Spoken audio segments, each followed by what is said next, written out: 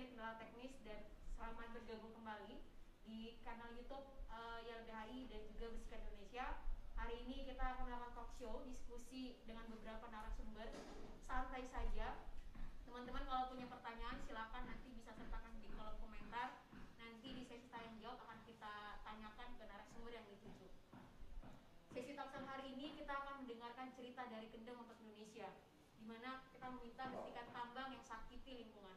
Hari ini saya nggak sendiri, sudah hadir Yusukina selaku perwakilan jaringan masyarakat Kendeng peduli pegunungan, kemudian juga ada Mas Arif dari LBH Semarang, kemudian juga ada Mas Rere dari Walhi Nasional, kemudian ada juga Mas Adrianus dari ICL, dan juga ada Pak Medi Sakowara dari Jeda untuk ITM.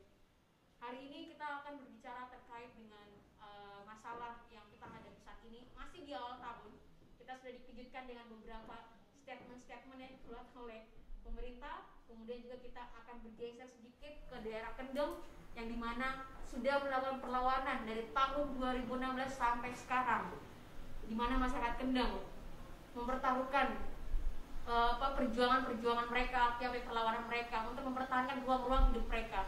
Tapi nyata dan faktanya pemerintah hadir justru untuk menghancurkan itu semua.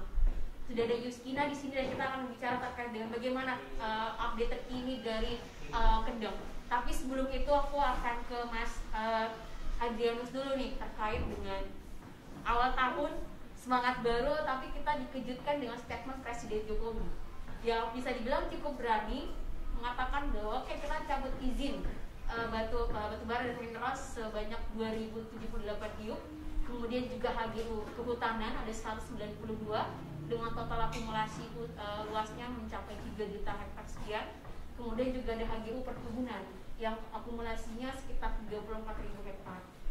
Tapi Mas, yang menjadi pertanyaan saya adalah di balik keberanian Presiden kita ini ada agenda besar nggak sih? Karena kita tahu bahwa isu terkait dengan bank tanah itu yang merupakan turunan dari Omnibus Law itu sangat mencuat. Nih, aku pengen tanya nih ke Mas Adri nih terkait dengan seperti itu. Silakan. Tes. Ya, jadi kita sama-sama sudah baca beritanya mungkin ya. Beberapa hari yang lalu Presiden mencabut ada banyak izin di pertambangan, perkebunan, juga di kehutanan. Secara hukum ini adalah suatu tindakan yang baik sebenarnya. Ada pelanggaran, ada penelantaran, kemudian dicabut izinnya. Kita patut apresiasi, tapi jangan lupa bahwa selalu ada tindak lanjut setelah izin dicabut. Apa yang akan dilakukan setelah itu?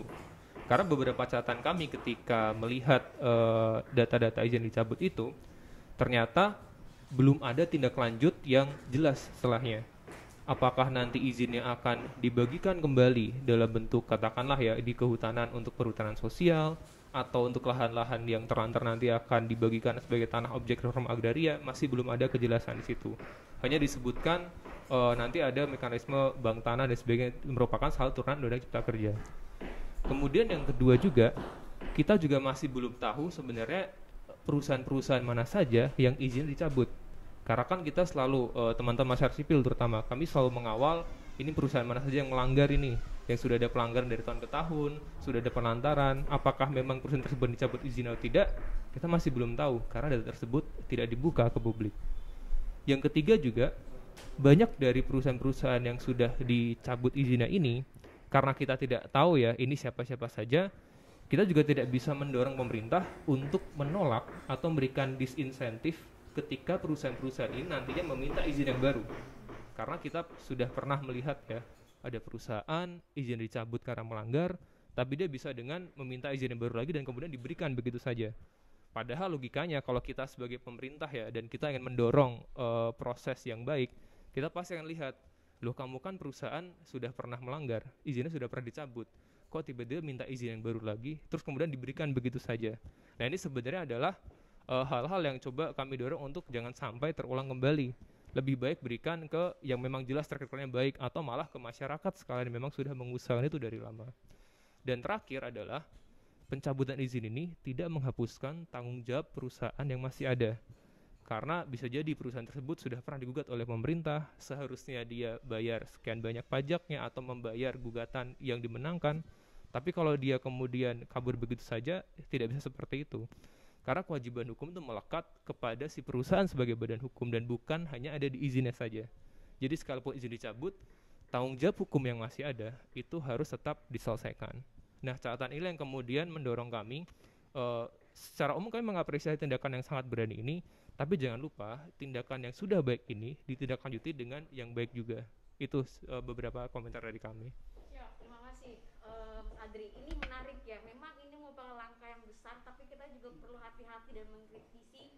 Setelah ini pemerintah apa nih tindak lanjutnya gitu. Malah kita harus perlu hati-hati ya, karena tadi juga ada terkait dengan omnibus law, kemudian juga ada isu bank tanah yang mencuat. Nah, itu juga kita perlu hati-hati. Oke, ini aku akan masuk kepada Yusekina, salah satu Kartini Kendeng yang tergabung dalam jaringan masyarakat Kendeng Peduli Pegunungan.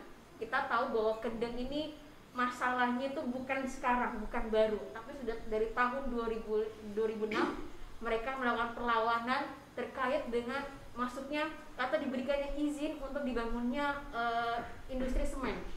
Dan kita tahu bahwa ketika industri semen itu masuk, maka dia akan mencari bahan bakunya. Nah, salah satu bahan bakunya itu ada di daerah Kendeng, itu Pegunungan Kars. Nah, Pegunungan Kars ini yang sebenarnya yang masyarakat Kendeng itu sangat-sangat benar-benar menjaga. Karena apabila itu rusak, maka sudah hancur semua mata air, kemudian juga mata pencarian, tanah yang rusak, dan juga tadi akan merusak kehidupan masyarakat sekitar. Sudah hadir Yusekina hari ini di studio kita. Nah, kita akan tanya nih, yuk, aku pengen tahu sih, bisa dibilang perlawanan dari 2016, kemudian juga ada beberapa pencapaian, terus hingga akhirnya tahun 2022. Tapi bisa dibilang masalah di Kendeng masih masalah yang sama. Yuk, mungkin bisa cerita terkait dengan perkembangan terkini dan apa yang sedang saat ini masyarakat Kendeng hadapi.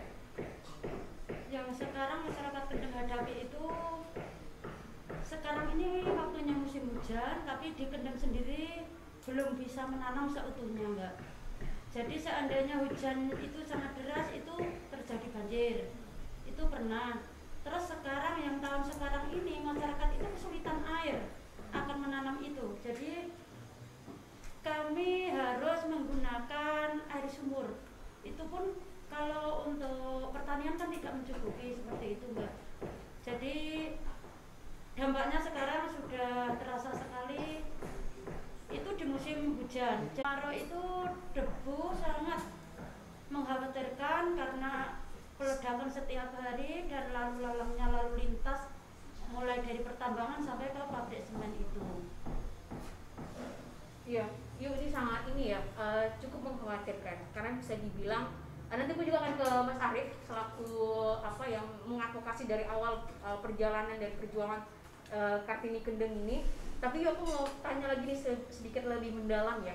Bisa dibilang masalah ini kan apa ya, timbul karena hadirnya tadi apa ya, pemerintah dengan segala macam retorika mereka, oke kita akan bangun ini itu segala macam, tapi tanpa melibatkan masyarakat Kendeng.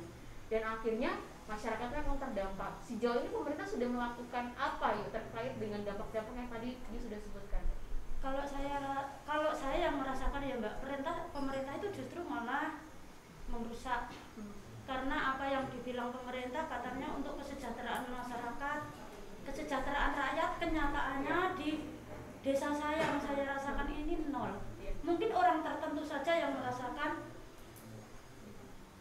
apa pundi-pundi uang atau apa, tapi masyarakat petani, kami sebagai petani itu merasakan dampak yang sangat mengerikan yang apa kami rasakan sama dulur-dulur petani itu, yang seharusnya panennya banyak justru berkurang.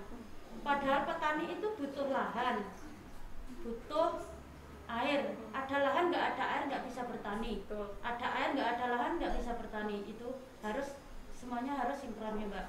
Jadi kalau untuk kesejahteraan masyarakat, kenapa lahan-lahan pertanian yang di Kendeng itu justru malah akan dihabiskan, bukan menipis, dihabiskan, Mbak. Itu yang saya rasakan. Ya, berarti ini cerita dari tapak yang kita dengar langsung bahwa retorika yang pemerintah bilang bahwa iya pembangunan untuk kesejahteraan rakyat, tapi pertanyaannya rakyat siapa yang pemerintah maksud? Karena inilah masyarakat inilah yang sebenarnya mereka ada di tapak yang mereka merasakan dampaknya, tapi tidak ada sedikit kesejahteraan yang mereka nikmati. Lalu kesejahteraan yang mana yang pemerintah itu maksud? Aku akan ke Mas Arief dari LBH Semarang yang dari awal perjuangan masyarakat Kendeng membantu hingga sampai hari ini. Sarif, kalau bisa dibilang kan ini perjalanannya cukup panjang dari tahun 2006 hingga sampai hari ini kita masih melakukan api-api perlawanan itu. Bisa dibilang aku pengen cerita sih, aku pengen tahu cerita dari langkah-langkah advokasi apa saja yang sudah dilakukan, kemudian juga pencapaian keberhasilan apa yang sudah kita lakukan, karena saya tahu sudah ada beberapa kemenangan-kemenangan yang kita peroleh, tapi nyata fakta itu tidak dilakukan oleh pemerintah. Silakan Mas Arif. Iya, kalau kita bicara dari awal tahun ya, dari 2006 perjuangan warga yang awalnya ada di Pati ya, karena awal masuk rencana industri itu kan ada di Pati pada waktu itu, kemudian masyarakat juga melakukan upaya hukum dan pada waktu itu menang, sehingga ketika di 2012 kemudian PT Semen Gresik ini pindah ke Rembang. 2010 Mas. 2010 pindah ke Rembang. Nah pada waktu itu juga ada beberapa upaya dilakukan masyarakat, termasuk ketika 2014 kemudian masyarakat bersama dengan LBH Sonora melakukan upaya hukum gugatan hingga 2016 kemudian di putusan Mahkamah Agung kita sudah punya keputusan bahwa masyarakat menang, izin lingkungan yang ada di PT Semen Gresik ini harus dicabut. Tapi nyatanya kemudian yang dilakukan oleh Gubernur Jawa Tengah, yakni Ganjar Pranowo, adalah dengan mengeluarkan izin baru. 2017 justru mengeluarkan izin baru atas nama PT Semen Indonesia, seperti itu. Nah kemudian kemenangan selanjutnya adalah sebenarnya masyarakat juga menang lagi, gitu, dengan dibuktikan keluarnya amanat dari Presiden, yakni kajian lingkungan hidup strategis.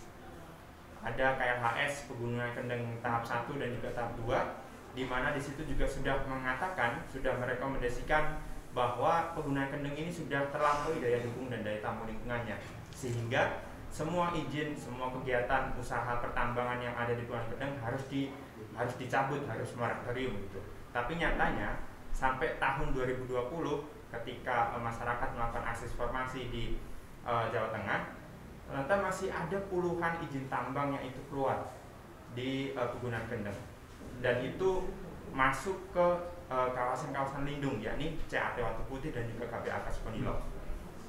Sehingga dampaknya sampai dengan hari ini yang tadi disampaikan oleh Yusufina, kalau musim kemarau keringan itu sangat menyengsarakan rakyat. Kemudian di musim penghujan, kalau di Rembang belum hujan sampai sekarang, tapi kalau di Pati itu meskipun dia nggak ada pabrik semen, tapi di sana muncul banyak sekali pertambangan, baik itu pertambangan legal maupun ilegal, yang itu justru ketika musim hujan seperti ini dampaknya ke masyarakat, lahan-lahan persawahan itu mereka tergenang banjir, dan itu dari awal 2010 sampai sekarang.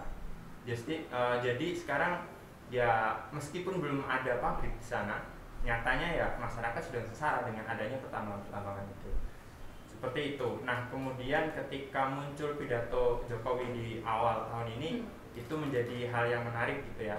Kemudian makanya Yusukinah datang ke Jakarta, kemudian menyampaikan bahwa oke, kalau mau dicabut ribuan izin tambang ini, ya mohon yang ada di Pegunungan Kendeng juga dicabut, karena pertama kita sudah menang secara hukum, rekomendasi KLS juga sudah mengatakan harus ada moratorium, ya mohon itu juga jadi pertimbangan gitu. Meskipun awalnya kalau kita lihat di bacaan media, sebenarnya di tanggal 10 kemarin ya, hari Senin itu sudah harus keluar SK pencabutan itu, tapi nyatanya sampai dengan hari ini kita nggak tahu nih izin mana yang dicabut. Seperti itu. Betul. Ini menarik nih. Ini karena tadi Mas Arif sudah sebutin ya, dengan adanya pencabutan tadi di awal tahun ini yang dikeluarkan oleh Jokowi, itu apa ya, kita mendesak ya supaya pertimbangan kayak misalnya dengan kasus yang di Kendeng ini. Awal ke Mas Rere, ini bisa dibilang kan Jokowi itu kan masih memberikan statement bahwa pencabutan izin itu karena satu, terbengkalai, tidak produktif, dan juga tidak melakukan laporan kerjanya. Nah sebenarnya seharusnya ya kalau kita cukup kritik adalah seharusnya yang menjadi pertimbangannya adalah pertama kerusakan lingkungannya, kedua adalah konflik masyarakatnya. Nah aku nggak tahu ini pemerintah memang sengaja tidak memasukkan itu menjadi salah satu argumentasi mereka mencabut izin hingga menggunakan argumentasi seperti itu, atau seperti apa ini Mas Rey? Karena kita tahu tambang-tambang itu banyak sekali konfliknya itu ke masyarakat. Iya, sebenarnya sama seperti yang sudah disampaikan tadi. Problem paling utamanya adalah bahwa pencabutan izin ini basisnya adalah administratif. Gitu. Wilayah-wilayah yang tidak melakukan aktivitas, tidak memberikan laporan RKAB, tambang gitu. Nah, itu aturannya memang ada di regulasi pertambangan kita gitu. Wilayah yang sudah mendapatkan izin tambang tapi tidak menyerahkan RKAB itu ada evaluasinya. Artinya ini langkah administratif sebetulnya. Tapi yang tidak dipakai justru adalah apa yang sekarang sedang dilakukan oleh Yusukina gitu. Review pemerintah harusnya tidak berbasis untuk urusan administratif semata gitu. Pertanyaan pertamanya adalah mengapa memberikan izin kepada wilayah-wilayah yang kemudian menimbulkan konflik dan mengancam keselamatan ruang hidup rakyat. Kalau kemudian basis reviewnya hanya kepada basis administratif, yang terjadi adalah apa yang kemudian dinyatakan oleh Menteri Investasi bahwa pasca ini yang dilakukan adalah menyerahkan wilayah yang sudah dicabut kepada perusahaan-perusahaan yang lebih kredibel gitu. Nggak ada perubahan policy sama sekali gitu. Ini cuma ya satu dianggap nggak kredibel, kita pindahkan kepada perusahaan yang lebih kredibel begitu. Itu tidak akan menyelesaikan problem gitu. Karena problem utamanya adalah wilayah tambang, terutama pertambangan mineral itu punya dua sifat yang pasti akan bertabrakan dengan masyarakat. Satu, dia rakus lahan, dua, dia rakus air gitu. Untuk nambang 1 gram mineral itu dia nggak akan cuma nyari 1 gram batuan gitu, dia nyari bertonton batuan untuk mendapatkan 1 gram mineral yang dia cari begitu. Begitupun juga dengan penggunaannya untuk purifikasi bahan-bahan mineral. Nah, kebutuhan rakyat akan lahan dan kebutuhan rakyat akan air itu pasti akan kemudian bertabrakan dengan tindakan pertambangan gitu. Itu yang sekarang sedang terjadi di tempat Yusukina gitu. Yusukina kan terancam untuk kebutuhan lahannya dan kebutuhan airnya gitu. Ada cekungan air tanah yang pasti kemudian akan rusak itu dan dibuktikan melalui KLHS yang sudah dibuat. Nah, maka kritik begini, kalau dari kami apa yang kemudian dilakukan oleh Presiden itu langkah benar gitu, tapi bukan langkah yang luar biasa gitu. Itu langkah benar sesuai regulasi gitu. Kalau ada perusahaan yang nggak kirim laporannya ya secara regulasi dicabut gitu. Tapi itu bukan langkah yang luar biasa, itu bukan sesuatu yang harus disambut dengan sorak-sorai jagung ya. Udah bener aja gitu secara regulasi. Pertanyaannya adalah mau melanjutkan itu sesuatu yang lebih baik lagi apa enggak gitu. Mereview wilayah-wilayah yang menuju kepada konflik sosial atau mengancam keselamatan ruang hidup rakyat. Kalau enggak, ya sudah, kita hanya memindah satu pemain ke pemain lain. Ya, dan itu akan bikin kita dalam lingkaran setan yang nggak akan pernah terputus gitu. Karena tadi masalahnya tuh ya dari pemerintah yang oke, regulasi mungkin sudah benar, udah berani kasih sanksi untuk cabut izin. Tapi tadi yang kita perlu hati-hati nih, takutnya cuma memindahkan ya udah akan terulang lagi dengan siklus yang sama. Ini tapi tahan bentar, aku masih akan ke Bang Reren ya, aku masih ada banyak pertanyaan sih Bang. Ini menarik banget nih yang kita bicara nih. Jadi aku mau ke Kamel dulu nih, dari bisa dibilang sebagai perwakilan dari kaum muda ya. Nih Kamel nih, bisa dibilang ya saat ini generasi hari ini, kita yang hidup hari ini nih tuh hidup dalam situasi lingkungan yang bisa dibilang tidak baik-baik saja. Jadi bisa dibilang pemerintah tuh terlalu apa ya? Nggak mengerti saya. Ya, satu iya. Kemudian juga mengabaikan sudah banyak dari teman-teman NGO yang memberikan rekomendasi, kemudian juga teman-teman para ilmuwan sudah memberikan rekomendasi bahwa ini udah nggak bisa loh dibangun di Kendeng, ini udah nggak bisa, daya tampungnya, daya dukungnya udah nggak bisa, tapi masih dipaksain gitu. Nih, Kamil, nih apa ini? Pertama adalah apa sih yang sebenarnya kita tuh anak muda reaktifnya apa gitu? Kita masa mau harus menerima aja gitu, kalau kita udah mulai situasi kita tuh lingkungan yang udah nggak baik-baik saja. Ya. Yang pertama pasti memang tidak baik-baik saja ya. Jadi kerusakan lingkungan kita tahu ini adalah dampak utama atau sumber utama percepatan krisis iklim gitu. Penghancuran lahan, penghancuran hutan, penghancuran gunung dan lain-lain mengeluarkan emisi yang jauh lebih besar. Dan itu akan membuat lapisan gas rumah kaca dikelilingi bumi yang akan memanaskan bumi, yang akhirnya akan memperburuk dampak-dampak yang sebenarnya sudah dirasakan di Pati dan Kendeng dan lain-lain.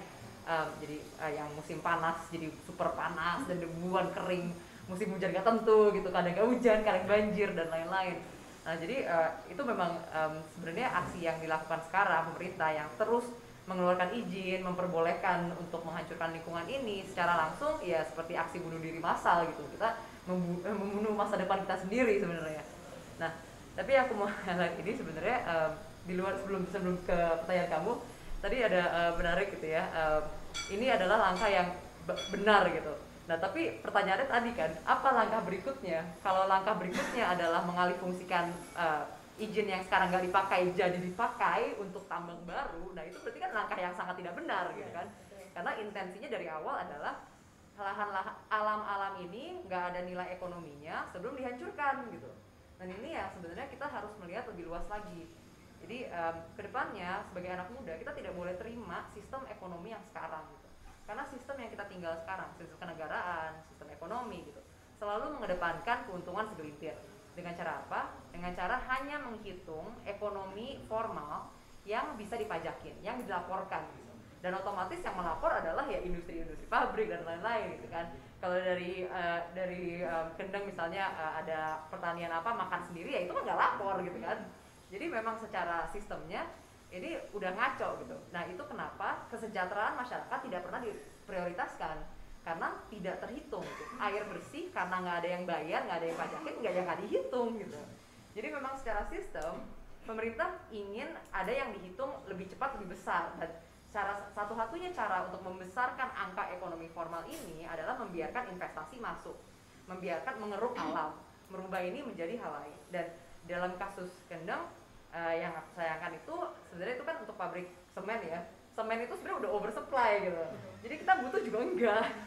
Jadi untuk siapa? Dan yang mirisnya itu udah oversupply, lalu bukannya kayak oke, kita adjust deh supply-nya, kita kurangin deh biar seimbang dengan demand-nya, malah kebalikannya, oke kita cariin deh demand-nya, mau bangun apa lagi nih?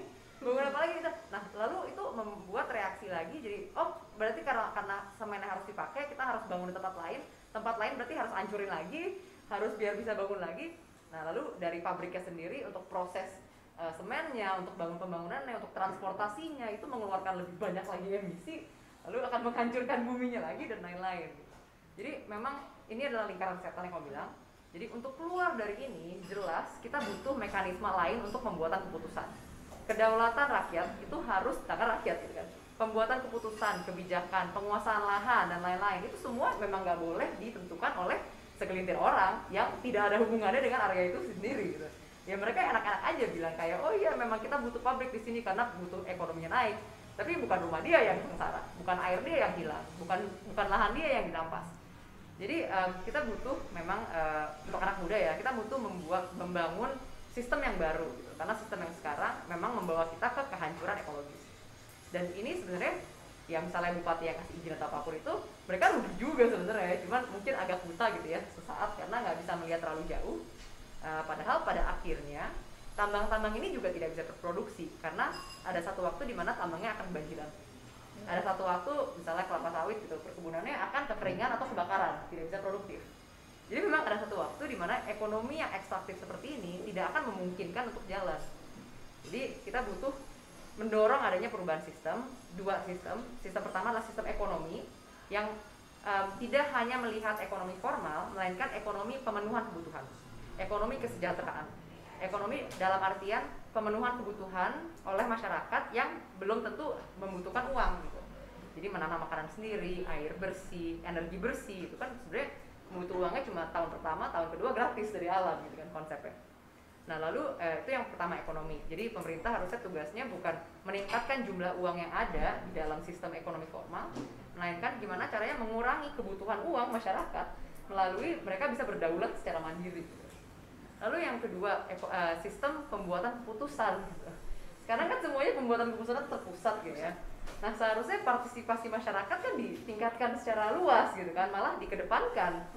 Nah itu kalau dari Extinction Rebellion kita mengusung yang adanya balai masyarakat gitu, balai masyarakat atau dewan rakyat atau apapun itu yang menggantikan demokrasi yang sebenarnya gitu, mengusung demokrasi sebenarnya melalui partisipatoris masyarakat secara luas di areanya masing-masing gitu.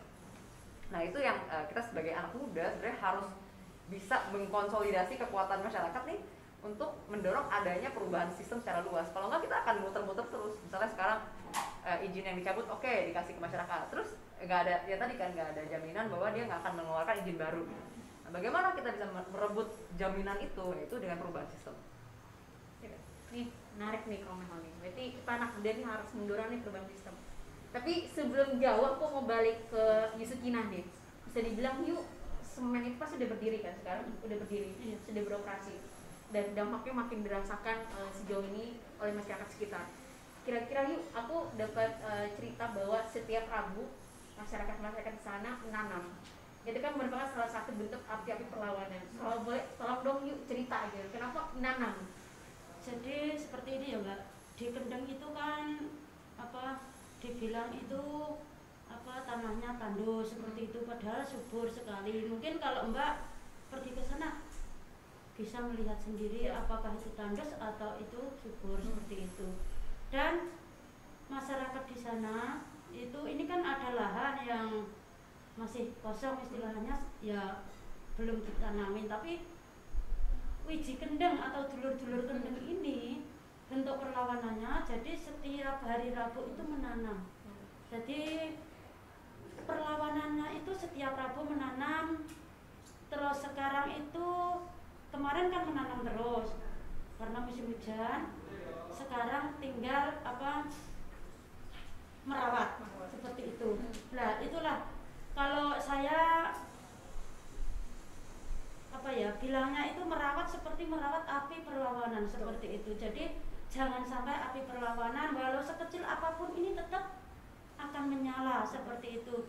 Di situasi pandemi karena kita tidak bisa demo, tidak bisa mengutarakan isi hati kita, tidak bisa pergi kemana-mana, ya itu tadi kita menanam, merawat, itu tadi supaya sumber mata air itu juga tidak akan hilang. Itu yang diharapkan dari Kendeng seperti itu. Ya, terima kasih yuk. Aku mau balik ke Mas Arief. Mas, bisa dibilang ini pabriknya udah berdiri, udah beroperasi, masyarakat udah rasakan dampak buruknya.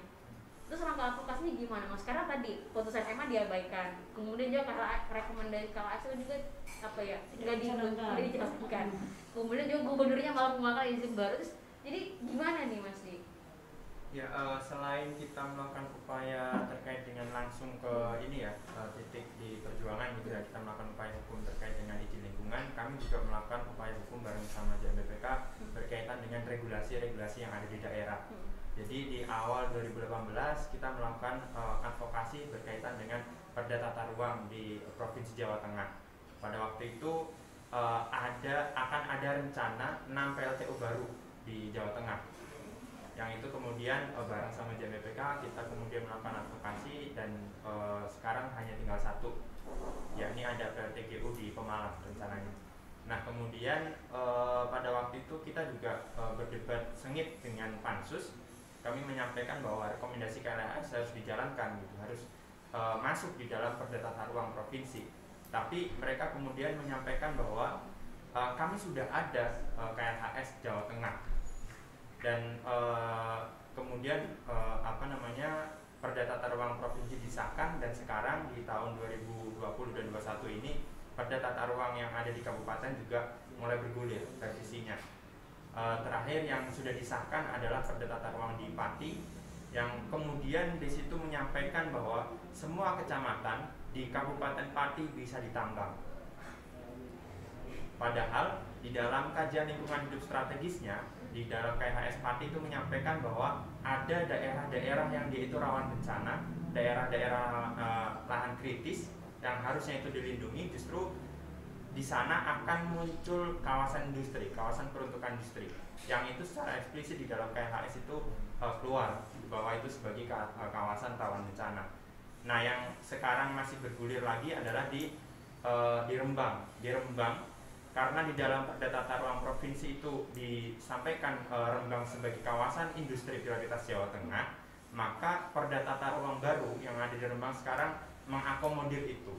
Sekarang masih tahap pembahasan di dalam Pansus, sudah hampir 3 kali JMBPK melakukan menyurati Pansus menyampaikan bahwa ini ada KLHS loh, silahkan dipakai. ini kami sangat terbuka untuk bisa diundang. Kami sangat senang jika ikut dilibatkan, tapi sampai dengan hari ini masyarakat tidak pernah diundang. Dan sampai dengan hari ini KLHS Rembang itu nggak ada kekosongan di situ. Nah, kami sih melihatnya ini ya, yang terjadi di Jawa Tengah, KLHS itu hanya sebagai apa ya, administratif aja. Kita sudah nih membuat KLHS, ya udah gitu. Masalah nanti di Perda Tata Ruang itu diimplementasikan atau enggak, itu lain hal. Yang itu terjadi di Perda Tata Ruang Provinsi, begitupun di Pati, dan mungkin di kabupaten yang lain di Jawa Tengah. Seperti itu sih, Mbak. Jadi upaya-upaya yang dilakukan JMPK ya, selain kita melakukan perlawanan di titik, kami juga melakukan upaya-upaya terkait dengan kebijakan. Nah, ini sebenarnya udah sangat komprehensif gitu perlawanan. Masyarakat juga sudah bergerak, kemudian juga sudah advokasi. Tapi memang permasalahannya di pemerintah gitu. Mereka tidak memberikan ruang kepada masyarakat terdampak, khususnya di daerah sekitar, itu untuk bersuara. Kita sangat terbuka untuk diundang diskusi, tapi nggak pernah diundang berarti ya, Mas ya? Sama sekali. Justru yang di Pati itu, ketika ada kegiatan Rabu Menanam, kita bahkan pernah ngundang pansus untuk datang. Ayo Pak, ini kita ada kegiatan nih Rabu Menanam, silakan ikut. Kemudian kita nanti ngobrol di sana soal KLHS Pegunungan Kendeng, soal KLHS Pati, termasuk Bapak biar tahu nih kondisi di Pegunungan Kendeng kayak gimana. Tapi sama sekali pansus nggak pernah datang. Iya, ini sangat menarik gini, karena ternyata memang pemerintah kita ini kayak seolah benar-benar menutup mata gitu, menutup mata bahwa ini sudah ada KLHS tapi tidak dijalankan. Lalu apa yang pemerintah itu sangat ngotot banget gitu untuk bangun industri dan segala macam. Aku mau ke Bang Rere nih, ini Bang bisa bilang cukup pelik gitu. Kalau kita bicara terkait dengan tadi ya permasalahan lingkungan, kemudian konflik masyarakat, tarik ulur politik, kepentingan, apalagi 2024 udah dekat ya, yang mau nggak mau pasti akan lebih kuat nih gitu, nyari modalnya, nyari duitnya gitu. Bang, nih ya kalau kita bicara terkait dengan tadi pencabutan izin, kemudian juga kita nggak tahu ya, karena sampai sekarang pun belum dibuka datanya daerah-daerah tambang mana saja yang dicabut. Kemudian juga tadi dalam pencabutan itu hanya bersifat administratif, tapi tidak luar biasa langkahnya karena tadi tidak mempertimbangkan lingkungan dan juga konflik dari masyarakat. Ini kalau dari pandangan Bang Rere ataupun juga analisis dari Walhi, ini seperti apa nih Bang dinamika nanti ini perlawanan kita ini akan seperti apa gitu? Apalagi karena sistem sekarang perizinan semua ditarik ke pusat gitu, jadi makin sulit gitu. Iya, kalau harus dibaca ulang, kalau memang harus basisnya cuman konstitusi dan regulasi dan administrasi, kita nggak akan kemana-mana gitu ya. Bahkan sekelas konstitusi gitu ya, hasil Mahkamah Konstitusi, putusan Mahkamah Konstitusi sudah menyatakan bahwa Undang-Undang Cipta Kerja itu inkonstitusional bersyarat gitu, dipotong lagi sama pemerintah hanya menggunakan 1 poin 4 bahwa itu masih berlaku. Padahal kalau kita mau baca kan harus dibaca dari poin 1 sampai poin 7. Setidaknya undang-undang itu harus dibekukan gitu, tidak operasional untuk dijalankan. Tapi kemarin ketika mengeluarkan regulasi soal bank tanah, dia masih pakai cantolan Undang-Undang Cipta Kerja. Bahkan pemerintah sendiri itu melakukan pembangkangan terhadap konstitusi gitu.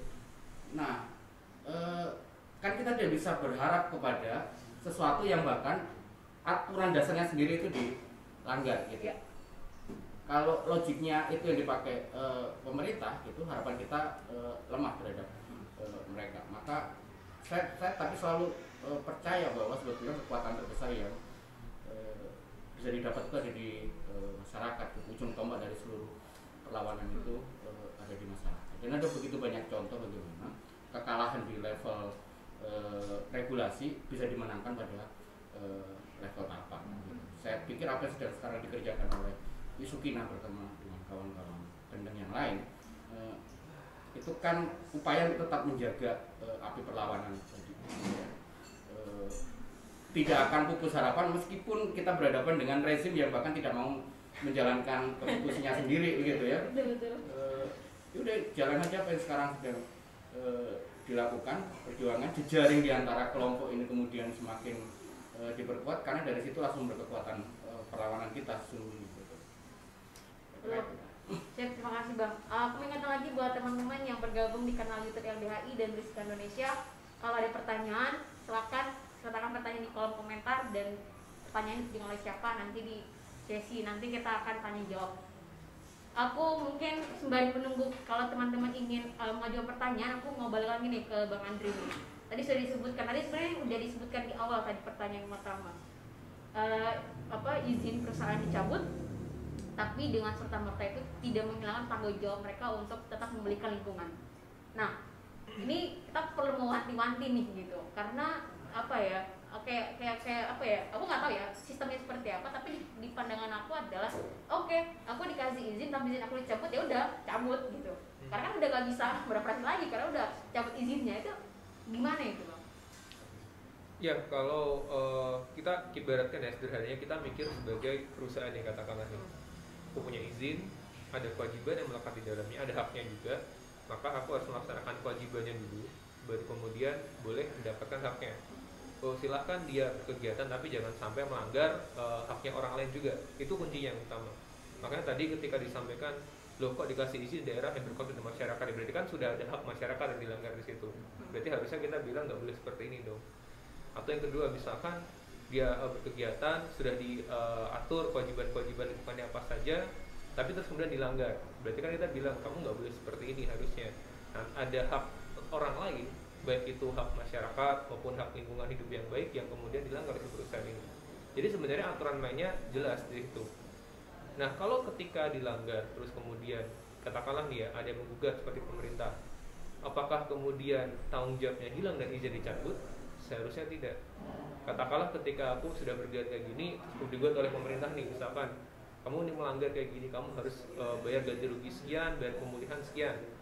Sudah menang, kayak tadi yang disampaikan Mas Arif, sudah menang di pengadilan. Ibaratnya kan kita kayak wasitnya nih, pengadilan sudah bilang kamu salah nih Dri, kamu harus melakukan kegiatan ini. Tapi apakah aku bisa berlindung di balik, bahkan izinnya udah dicabut yang mulai, saya nggak bisa kayak ini. Tidak seperti itu. Karena kewajibannya itu melekat di diri saya sebagai si perusahaan. Dalam kalau orang hukum bilangnya kewajiban dari si badan hukumnya, bukan dari objek si izinnya tadi. Kalau izin dicabut, ya berarti saya sudah tidak boleh berkegiatan di situ, saya udah nggak bisa mendapatkan hak saya di situ lagi. Tapi kan kewajibannya tidak hanya dari izinnya saja, ada kewajiban lain yang dilakukan karena kesalahan saya sebagai si perusahaan ini tadi. Contohnya apa? Kalau misalkan dia sudah digugat, sudah harus bayar ganti rugi katakanlah sekian puluh M, kemudian uang ganti rugi harus digunakan untuk pemulihan, ya dibayar dulu. Tidak melekat di izinnya kan, karena kan di pengadilan yang diadili kan adalah saya sebagai si badan hukum. Nah, ini sebenarnya menjadi catatan penting karena dalam pandangan kami ya, kemungkinan besar sih akan banyak yang mengelak dengan cara-cara seperti ini. Ini sudah bukan rahasia umum ketika aturan hukum terus kemudian dicari celahnya, terus kemudian seolah-olah, tapi kan kalau kami nyebutnya kadang ada penyelundupan hukumnya di situ. Jangan sampai hal seperti ini terjadi. Jangan sampai si perusahaan menghindari hukumnya, jangan sampai si pemerintah pun juga malah justru melanggar ketentuan hukum yang dia buat sendiri. Karena kalau dua ini kemudian bersekutu ibaratnya, kan sama-sama kita jadi dikadalin semua. Aturan hukum dibuat hanya sebagai formalitas tapi tidak benar-benar dijalankan. Nah, yang terakhir juga adalah kalau misalkan praktek yang tidak baik seperti yang berlanjut, itu akan jadi tadi yang disampaikan Mbak Besi, ada lingkaran setan di situ. Si pemerintahnya dia membuat aturan yang hanya menguntungkan dirinya sendiri, si perusahaannya mencari celah supaya nanti saya bisa kabur dari kewajiban-kewajiban hukum saya, yang nanti kena siapa ya? Kita ini semuanya. Nggak peduli tua muda, nggak peduli kita bayar pajak atau enggak, kita semua akan kena. Segala macam permasalahan itu akan selalu seperti itu sebenarnya. Dan bahkan mungkin ya, kadang kalau ditanya, kadang tuh aku pikiran apakah mereka itu nggak punya anak cucu yang masih kecil-kecil, yang nanti 10, 20, 30 tahun lagi itu yang akan menghadapi ini semua sebenarnya. Kadang tuh aku benar berpikir tuh nggak jauh-jauh dari hukum loh. Kadang tuh berpikir mereka sadar nggak sih dengan mereka memberikan izin segini banyak, tidak melakukan pengawasan, penegakan hukumnya juga ditelantarkan begitu saja. Yang kena tuh mungkin bukan kalian. Kalau kalian punya anak, kalau kalian punya cucu, mereka yang akan kena sebenarnya. Yang sekarang mungkin kita sudah mengalami semua, pasti justru sudah mengalami. Teman-teman bahkan yang mungkin tidak punya akses ke sini, yang tiba-tiba masyarakat di daerah yang terpencil sekarang mungkin kita nggak pernah tahu bahkan kasusnya seperti apa.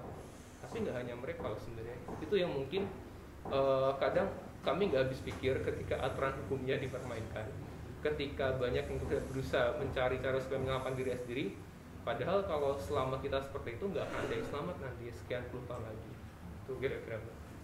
Ya, terima kasih Mas Andri. Ini menarik ya, bahwa ini kita juga perlu hati-hati bahwa jangan sampai menjadi celah buat pengusaha tuh lepas tangan gitu. Oh, ini udah dicabut jadi ya udah gitu. Itu Jadi kita perlu hati-hati, dan di sini juga peran pemerintah untuk tetap menekan bahwa oke, walaupun dicabut karena sudah dikasih izin, tapi walaupun dicabut tapi mungkin sudah sempat digunakan tapi tidak maksimal, ya dikembalikan, dipulihkan kembali lingkungannya.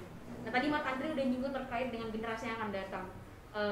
Entah pemerintah kita berpikir apa enggak segala macam. Aku mau ke Kamel, ini sebenarnya menarik nih Kamel, karena bisa dibilang pemerintah kita ini sangat mengedepankan pembangunan. Bukan berarti kita menentang pembangunan, iya kita butuh, tapi jangan sampai itu menjadi dalih untuk mengedepankan pembangunan dan mengabaikan lingkungan. Nah sebenarnya kan mau seberapa banyak pendapatan negara kita, duit kita, lingkungan kita rusak, ya udah habis buat kita buat bener lingkungan. Nah ini aku mau Kamel nih. Sebenarnya aku khawatir sih, karena sudah generasi kita nih sekarang itu menanggung beban yang berat sekali gitu.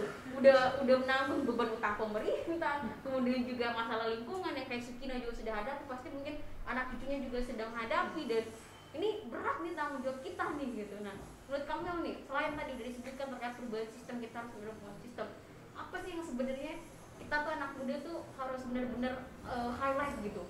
Apalagi kita dikasih keberkahan ya dengan adanya sosial media, kemudian juga internet, akses informasi.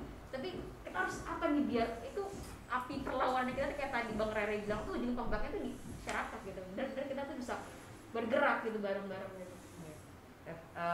Mungkin ini memang ini menyangkut kehidupan kita semua gitu ya. Jadi anak muda memang kita nggak punya opsi lain kalau mau hidup intinya gitu. Dan untuk hidup harus merubah segalanya gitu kan ya. Dan salah satunya tadi mungkin agak udah kayak BO mau perubahan sistem, tapi ini penting banget adanya perubahan sistem, karena yang sekarang memang udah dalam lingkaran setan itu gitu, dimana pembuat kebijakannya adalah pemilik tambangnya yang juga mengeluarkan peraturannya, yang juga menegakkan hukumnya gitu. Jadi memang kita udah terjebak dalam itu. Nah masyarakat atau anak muda sebenarnya bisa ada dua hal nih. Yang pertama adalah kita bisa mendorong adanya perubahan sistem itu melalui advokasi, sosialisasi, demo turun ke jalan dan lain-lain, bikin kajian, bikin apapun, digital campaign, social media, apapun itu bentuknya. Tapi memang pada akhirnya opini publik akan membentuk kebijakan publik.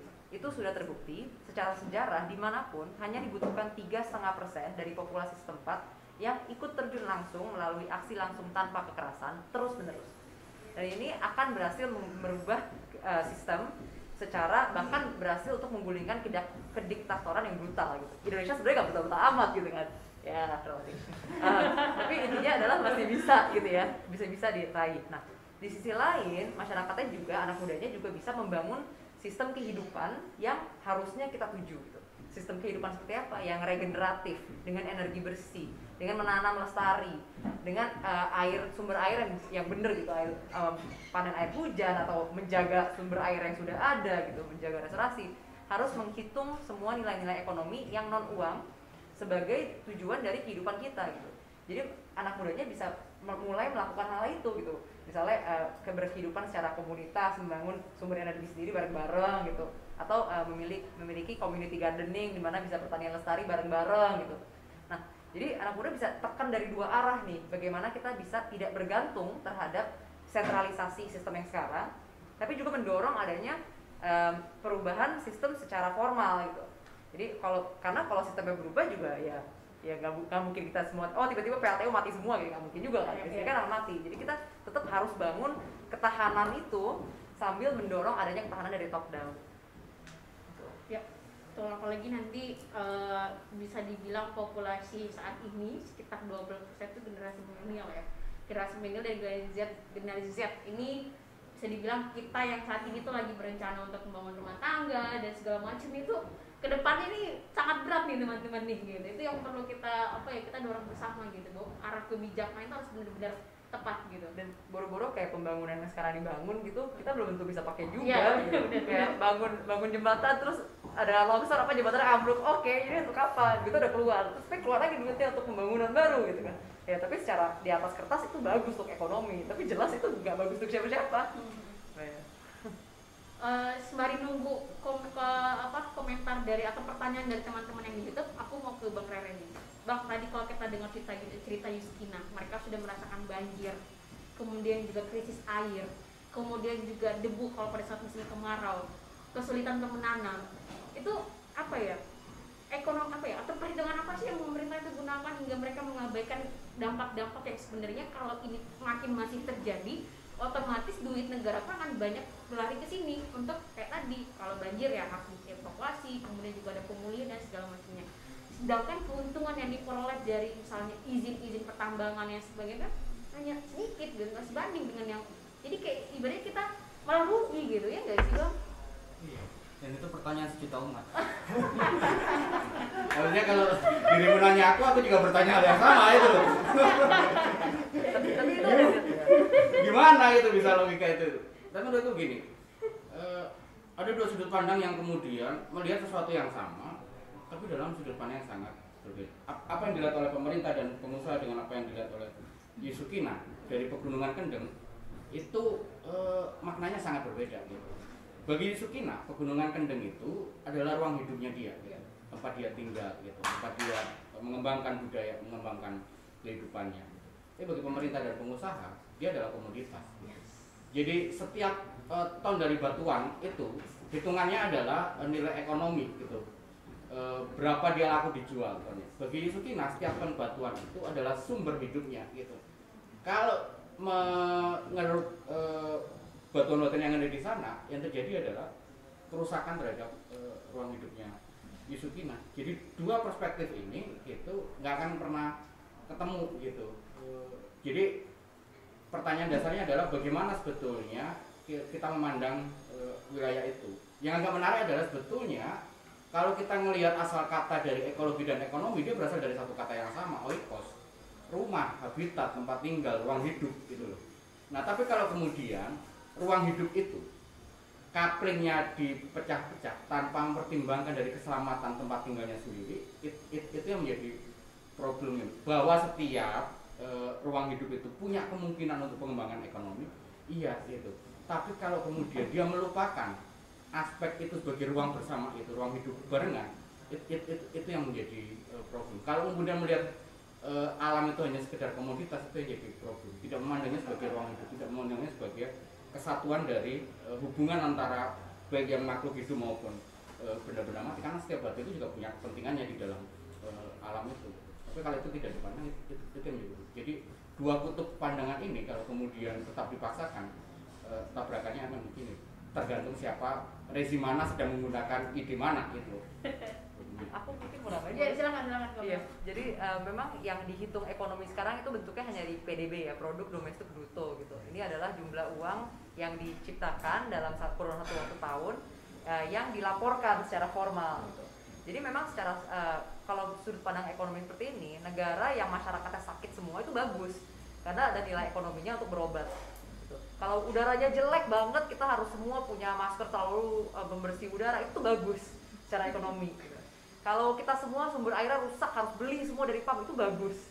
Jadi memang secara sistem ekonomi yang seperti itu secara sistem memang mengedepankan masyarakat untuk membayar hal-hal yang seharusnya gratis gitu.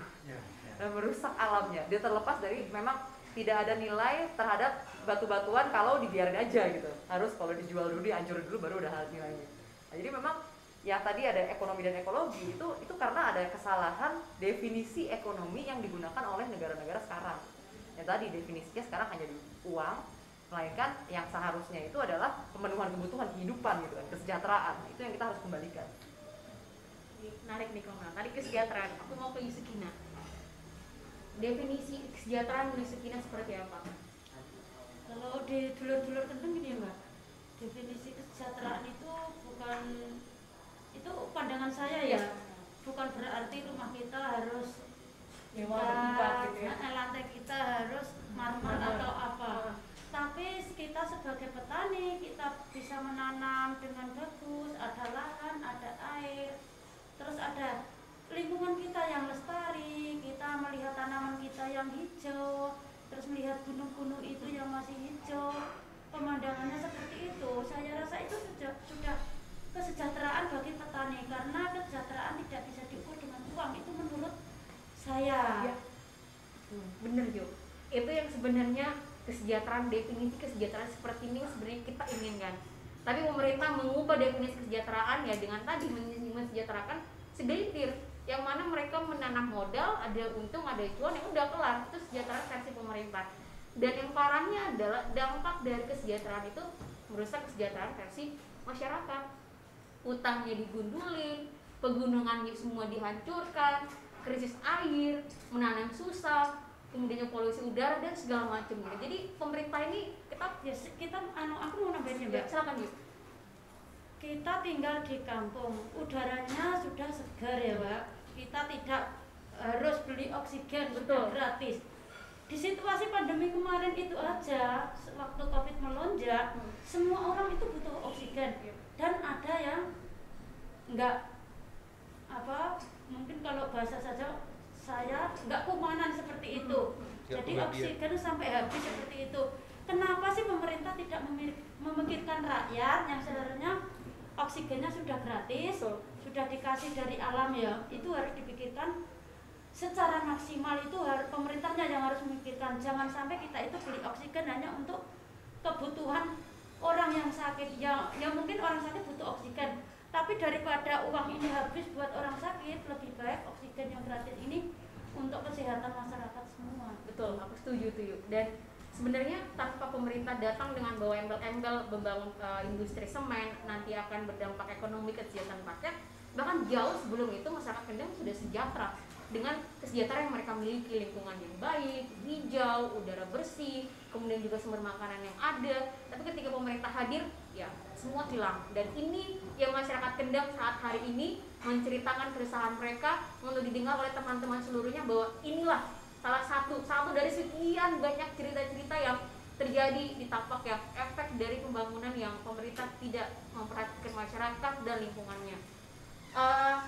Kira-kira sudah. Aku mau sedikit menambahkan satu hal lagi yang menarik sebenarnya adalah, ini kita kalau bicara data ya, bukannya aku membandingkan atau gimana, dari rakyat Indonesia yang beruntung mengenyam pendidikan sampai S1 itu mungkin sekitar 8% aja. Yang sampai pendidikan SMA mungkin nggak sampai di 20-an mungkin ya, kita mesti cek ke datanya. Tapi yang menjadi concern kenapa aku bawa angka ini adalah nggak semuanya itu bisa dibangun dengan logika orang kota atau logika Jakarta atau logika Jawa sentris saja. Dan bahkan di Jawa pun masih ada kasus seperti ini. Apakah kesejahteraan itu masih harus diukur dengan katakanlah aku dengan gaji, katakanlah aku harus 20 juta gajinya, harus punya rumah tingkat 2, harus punya mobil? Apakah seperti itu? Kan enggak sebenarnya. Kan aku masih akan beli beras dari petani, aku masih harus beli sayur dan makan juga dari petani. Ya kenapa kemudian masyarakat yang memang dari awal menyediakan itu langsung, yang memang sehari-hari itu adalah kehidupannya, dan mungkin mereka bahkan lebih katakanlah dalam hal pandemi ya, mungkin mereka kan lebih bisa bertahan, lebih kuat, lebih resisten dibandingkan aku yang kemana-mana nggak bisa. Udara masih bersih di desa, mereka masih bisa ngambil sendiri. Kenapa tidak kemudian yang dikuatkan justru mereka ini? Tidak semuanya tuh harus dibangun dengan logika seperti aku. Apakah harus seperti kelas menengah di kota-kota besar? Enggak. Sebagian besar berapa puluh persen bahkan yang sebenarnya masih seperti Sukinah ini bahkan. Kenapa terus kemudian mereka tidak menguatkan yang seperti ini? Itu yang sebenarnya sampai sekarang kalau kita runut ya sampai ke logika pemerintah itu tadi, dengan logika yang berbeda, padahal di setiap daerah itu biasanya malah justru lebih sustain dibanding yang ada. Nah ini yang sebenarnya kenapa terus kemudian tadi pertanyaan kenapa sih kok semuanya harus ekstraktif, harus dibangun? Bukan yang menolak pembangunan, tapi kita lihat juga konteks masyarakat di masing-masing daerah seperti apa. Itu dari satu permasalahan definisi yang tadi kesejahteraan, masalah ekonominya, dan malah yang lebih parahnya lagi untuk mengejar logika yang salah tadi, aturan hukumnya kemudian dipermainkan juga. Ini yang akhirnya semua jadi serba jadinya ruwet semuanya kan. Jadi memang kalau misalkan kita sebagai generasi muda, kita memang mesti pelan-pelan memahami kalau hidup itu nggak cuma berputar di sekitar kita saja. Kita mesti melihat bagaimana di masing-masing daerah yang berbeda-beda. Jangan sampai semuanya kemudian disamakan. Padahal kalau semuanya sama, sekali kena hancur semua. Kalau kita masing-masing punya perbedaan masing-masing, mungkin bisa lebih bertahan lagi. Pandemi ini harusnya mengajarkan hampir 2 tahun kalau sebenarnya kita tuh sangat bergantung dengan orang seperti Sukinah, bahkan sistem ekonomi kita yang sangat ibaratnya rapuh ini ya, justru akan semakin kuat ketika masyarakat yang di daerah itu semakin kuat juga. Mereka bisa nge-supply kita, mereka bisa bertahan hidup tanpa perlu banyak bantuan. Tapi justru yang seperti yang akhirnya malah dihancurkan. Ini kan sebenarnya suatu hal yang ibaratnya ya salah dari awal, makin ruwet, makin menghancurkan diri sendiri akhirnya. Itu sih kira-kira sedikit apa saja. Menarik. Kita harus belajar, bukan cuma masyarakat, tapi pemerintah juga harus belajar bahwa pandemi ini mengajarkan kita banyak hal, dan kita tahu ketika kita dihantam pandemi, ekonomi kita kolaps. Kemudian juga bisa dibilang mau gak mau kita harus berhenti. Dan ini sangat rentan sekali. Ini baru pandemi, kita nggak tahu ke depannya makin masifnya rusakan lingkungan, makin banyak nih nanti penyakit-penyakit baru yang muncul, yang karena kita nggak pernah tahu, karena itu ulah dari kita sendiri gitu. Dan di sini sebenarnya letak peran penting pemerintah itu bagaimana caranya menciptakan sebuah regulasi, menciptakan sebuah paradigma baru yang benar-benar itu tidak hanya mempertemukan ekonomi, tapi ya benar-benar bisa mengakomodasi itu semua.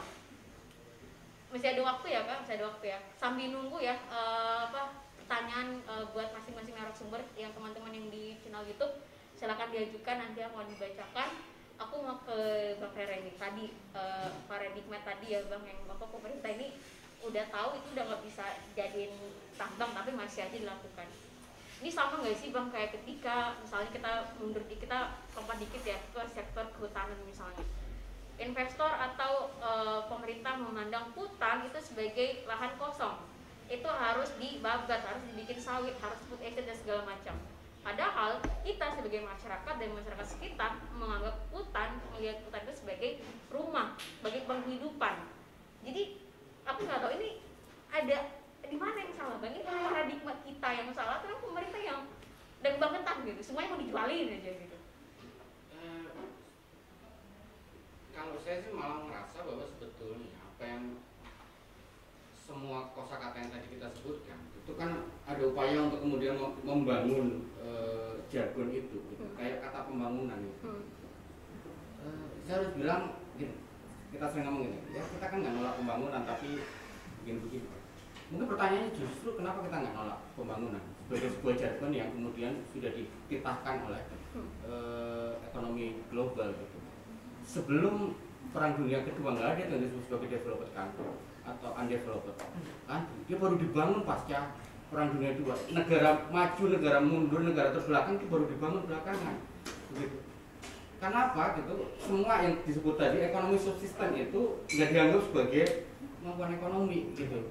Itu yang kemudian memaksa seluruh negara untuk membangun model ekonominya kayak model ekonomi global itu. Kalau yang dipakai acuan adalah katakanlah Amerika, semua negara di dunia ini mau membangun ekonominya persis seperti ekonominya Amerika. Kita butuh setidaknya 5-6 planet baru setara bumi untuk diambil resource-nya dan untuk ditaruh sampah limbahnya gitu. Nggak mungkin seluruh dunia pakai model ekonomi yang sama gitu loh. Nah justru kata pembangunan itu sendiri ya perlu kita bongkar ulang kemananya gitu. Mungkin pertanyaan bukannya nolak pembangunan, tapi kita mau membangun dulu. Mungkin kita harus nolak pembangunan dalam jargon yang dibakukan oleh ekonomi global. Seperti yang tadi Yusukina bilang gitu. Saya berani taruhan deh ya, dalam 1 kali 1 meter dari yang dikeruk tambang sama yang dikerjakan Yusukina dalam jangka panjang akan lebih menguntungkan apa yang sedang dikerjakan Yusukina. 1 kali 1 meternya tambang, berapapun gram yang ada di sana dia kan berhenti dalam 30 tahun lah katakanlah. Dia keruk 30 tahun selesai gitu. Tapi setelah itu nggak bisa dipakai lahan, udah hancur gitu. Sementara yang sekarang sedang dikerjakan Yusukina dengan membangun gitu, dia bisa jangka panjang, bisa selamanya lahan itu kemudian memberikan hasil gitu. Dalam hitung-hitungan paling pendek valuasi ekonomi paling goblok begitu pun apa yang sedang Yusukina jauh lebih menang gitu ketimbang ekonomi tambang begitu. Nah hal begitu itu yang mungkin perlu kita bongkar ulang gitu. Logik kita soal ekonomi, logik kita soal kesejahteraan, logik kita soal pembangunan. Kalau enggak kita disetir oleh logika itu, seolah-olah yang disebutkan tadi sejahtera itu adalah pekerjaan bagus, tempat tinggal mewah gitu. Padahal mungkin kesejahteraan itu sesederhana kita nggak kena bencana ekologis gitu. Kita nggak kena tanah longsor karena wilayah kita di surga bisa-bisa, itu udah sejahtera gitu. Gimana kita mau mendapatkan segala hal tapi tanah kita nggak bisa dikelola, air kita nggak bisa diminum, udara kita nggak bisa diuruk? Dari mana sejahteranya wilayah seperti itu? Itu menampar kita semua gitu. Ya, terima kasih Bang. Ini sangat menarik ya, dan cerita dari Kendeng ini sebenarnya hanya satu dari sekian banyak cerita-cerita yang sebenarnya itu bisa dibilang menghadapi hal yang sama. Hanya ya kita mungkin kita juga teman-teman juga yang sedang berjuang di Papua membutuhkan akses untuk biar suaranya bisa didengar. yuk aku mau balik lagi nih yuk terkait dengan perlawanan yang dari 2006 sampai sekarang. Kalau dari Yu sendiri pasti ada titik di mana kayak merasa kok gini gitu, kok dapatnya kayak gini gitu. Pasti ada mengalami itu kan ya. Tapi bagaimana apa yang bikin itu tetap bertahan sampai tahun ini 2020 untuk terus melawan? Iya, seperti ini ya Mbak. Waktu aku 2014 itu mengajukan gugatan ke PT UN. Waktu itu ada pertanyaan dari pengadilan tapi nggak hakim. Waktu sebelum sidang aku ditanya, yuk, apakah kamu punya keyakinan menang? Saya yakin Pak suatu saat, tapi nggak tahu 1 tahun, 2 tahun, sampai berapa tahun. Tapi saya punya keyakinan menang karena saya tidak salah. Saya tidak perjuangan saya ini bukan untuk pribadi, tapi untuk anak cucu ke depan yang mungkin masih belum lahir seperti itu. Saya punya keyakinan 100%. Oh ya sudah. Terus waktu itu sampai 19 kali sidang Mbak, putusannya itu malah nyeleneh kayak dagelan seperti itu karena waktu gugatan diterima, tapi waktu putusannya karena kedaluarsa itu kan aneh toh. Nah, karena waktu sidang saksi ahlinya itu dari UGM itu mengatakan bahwa pegunungan kapur yang ada di Rembang itu kapur mudah bisa ditambang. Waktu itu bilangnya seperti itu saksi ahli. Loh, saya yang orang desa, orang kampung aja saya tahu kapan bisa tua kalau masih muda aja ditambang seperti itu toh. Akhirnya saya dan teman-teman habis sidang dari PT UN Semarang itu jam 7, langsung saya nggak pulang ke desa. Habis itu musim hujan saya langsung melabrak ke UGM waktu itu karena sebagai saksi ahli dia seorang dosen yang seharusnya diajarkan ke mahasiswa itu kan yang ilmiah. Betul. Nah, malah ilmu yang ilmiah itu malah dilacorkan. Ya, saya mengatakan seperti itu karena saya berani berkata seperti itu. Seorang dosen yang seharusnya mengerjakan ilmiah menjadi yang itu tadi, ilmunya dilacorkan seperti itu tadi. Jadi saya labrak, akhirnya waktu putusan hakim mengatakan bahwa putusannya itu kedaluarsa. Kan aneh toh, padahal sudah 19 kali sidang. Itu saya orang kampung, itu aja saya paham. Terus akhirnya saya banding di PT Tun Surabaya.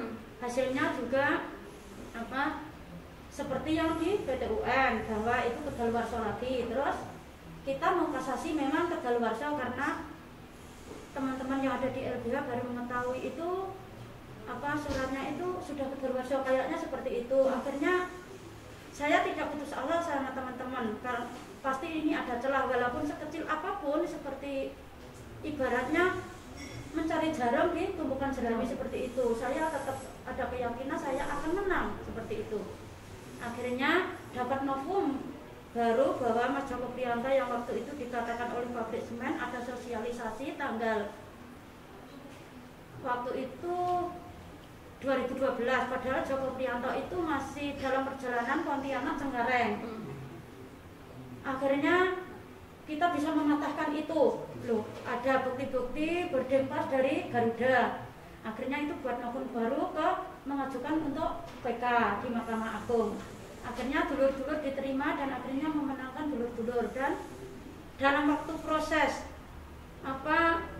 pengadilan di Mahkamah Agung itu kita ketemu tanggal 2 Agustus 2016 kalau nggak salah, kita ketemu Pak Jokowi. Kita ketemu minta untuk kendeng dibuat KLHS. Kalau memang layak kendeng untuk dijadikan tambang silahkan, tapi kalau tidak layak jangan dipaksakan seperti itu. Dulu-dulu kan memintanya seperti itu. Akhirnya Pak Jokowi sepakat untuk melakukan KLHS itu harus melibatkan masyarakat, melibatkan pabrik semen, melibatkan pemerintah, KLHK dan KSP. Itu sudah dilakukan bersama. Karena yang krusial itu di Rembang, dilakukan di Rembang dulu. Hasilnya sesuai fakta lapangan, Mbak, bahwa di CAT Watu Putih Rembang itu tidak boleh ditambang karena kawasan lindung geologi yang seharusnya dilindungi sampai kapanpun. Malah hasil KLHS juga merekomendasikan itu untuk diajukan ke KPAK. Tapi kenyataannya yang di lapangan pabrik semen tetap beroperasi. Padahal waktu proses KLHS tidak boleh ada izin dan tidak boleh melakukan kegiatan di lapangan seperti itu. Tapi kenyataan di lapangan pabrik semen beroperasi, pertambangan malah semakin merajalela itu. Dan waktu kita menang di Mahkamah Agung karena saking kita senengnya, kita longmat mulai dari Rembang ke Semarang itu 5 hari 5 malam. Itu juga ya. Iya, itu kita lakukan saking senengnya, kita minta gubernur. Tapi sebelum kita longmat itu kita ketemu Pak Ganjar dulu, kita ketemu di rumahnya, tapi secara pribadi ya Mbak. Kita matur, Pak, ini dulur-dulur sudah menang. Padahal dulu Pak Ganjar kan sudah bilang kalau memang pabrik semen salah, gugat aja di PT UN. Kalau dulur-dulur yang menang, tidak ada pabrik semen di Rembang seperti itu. Karena aku sama dulur-dulur yakin itu benar yang saya lakukan, karena pabrik semen salah ya. Akhirnya seperti itu. Dan Pak Ganjar bilangnya apa? Mas, yuk saya belum menerima salinan putusan seperti itu. Akhirnya saya pergi ke Jakarta lagi. Saya menanyakan di Mahkamah Agung, loh, ini sudah keluar hasilnya. Ini salinan putusan sudah dikirim ke PT UN Semarang seperti itu. Saya kaget Mbak. Akhirnya saya langsung jujuk di PT UN. Akhirnya salinan putusan dikasih. Terus itu tadi sampai longmat sampai 5 hari. Nyampe di Semarang, stafnya Pak Ganjar bilang, Mas, yuk, apa yang kamu harapkan itu sudah dicabut oleh Pak Ganjar. Tapi saya minta bukti sama dulur-dulur yang lain, apakah itu benar dicabut atau enggak. Akhirnya saya menunggu sampai lama karena nggak dikasih draft tahu apa Mas jenenge. Urung izin tulisan sing ning ngono iki ngarani apa sih? Draftnya ya. Draftnya seperti itu. Akhirnya itu putusannya malah ya seperti dagelan itu tadi lagi. Dalam 1 hari tanggal yang sama itu Pak Ganjar mencabut izin dan mengeluarkan izin. Itu kan aneh toh Mbak. Ya. Padahal saya orang kampung loh, kok kayak dagelan seperti itu. Akhirnya walaupun hati ini sangat sakit ya Mbak, tapi saya keluar dari ruangan terus mengatakan sama dulur-dulur bahwa yang diharapkan dulur-dulur memang sudah dipenuhi oleh Pak Ganjar, dicabut. Tapi izinnya keluar lagi. Ya udah, dulur-dulur itu tadi karena sudah capek, sudah 5 malam jalan kaki, akhirnya pulang. Terus sampai di rumah kita rembukan karena sistem kita itu nggak bisa memutuskan sepihak sendiri, nggak bisa. Kita harus berkomunikasi, berembuk bareng-bareng, apalagi yang kita lakukan seperti itu. Akhirnya kita membuat tenda sampai 1 bulan di depan kantor gubernur bahwa izin lingkungan ini harus dicabut seperti itu. Akhirnya Pak Ganjar, ada statement dari Pak Ganjar, itu bukan izin, itu adendum seperti itu. Walaupun saya orang kampung nggak sekolah, tapi saya akhirnya sama Kang Gun itu muter ke kampus-kampus, ke itu fakultas hukum, mulai dari UNER, dari UGM, UNDI, UNIKA seperti itu. Kita nanya, karena kita bukan orang sekolahan, apakah ini adendum atau ini izin seperti itu. Akhirnya dari fakultas hukum semuanya itu mengatakan bahwa ini bukan adendum Mas, ini izin baru seperti itu. Nah akhirnya itu tadi sampai 1 bulan di depan kantor gubernur, kita tekan terus gubernur. Terus akhirnya tanggal 17 Januari 2017 dicabut. Tapi ya seperti dagelan lagi, walaupun dicabut, Ganjar Pranowo mengeluarkan izin di tempat yang sama lagi. Padahal itu belum dieksekusi putusan Mahkamah Agung itu kan ya seperti dagelan itu tadi Mbak. Padahal kita tahu kita tidak boleh menaruh cingkir di sini ya, karena ini melanggar. Seharusnya kita biasanya kan jangan sampai menaruh di situ lagi. Tapi kenapa mengeluarkan izin di tempat yang sama? Ini apakah nggak dagelan? Itu yang saya rasakan, walaupun hati saya sama dulur-dulur sakit ya, kadang-kadang kita sih namanya juga manusia ya Mbak, pasti kendor pasti. Pasti. Nah, capek pasti, tapi kalau kita capek terus menerus, kapan kita akan bangkit? Lah itu tadi aku sama dulur-dulur, nek awake dhewe iki meneng wae, iki malah ora rampung-rampung.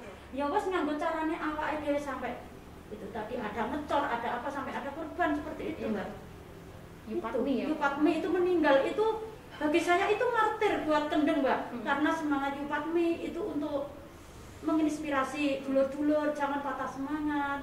Kita harus melakukan perlawanan terus, kecil apapun kita harus melawan, karena negara ini hanya mengepentingkan orang-orang tertentu, mungkin oknum-oknum atau apa, mungkin investasi yang seperti yang dikatakan Pak Jokowi itu harus masuk besar-besar, tapi dia tidak memikirkan masyarakat lokal, masyarakat yang pengennya bertani, bukan pengen apa ya, cita-citanya bukan muluk-muluk Mbak, pengen jadi pejabat, pengen jadi apa, pengennya jadi petani, itu aja kok Mbak, nggak muluk-muluk. Sampai ada korban itu tadi karena saking apa ya, kalau bahasa Jawa anjlok atine Mbak, karena diterima di KSP ternyata hasilnya seperti itu.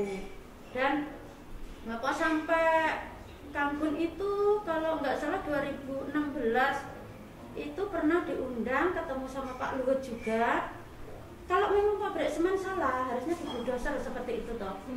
Itu asosiasi semen mengatakan sendiri bahwa semen yang ada di Indonesia ini sudah over seperti itu. Itu semen sendiri yang presentasi, bukan dulur Kendeng.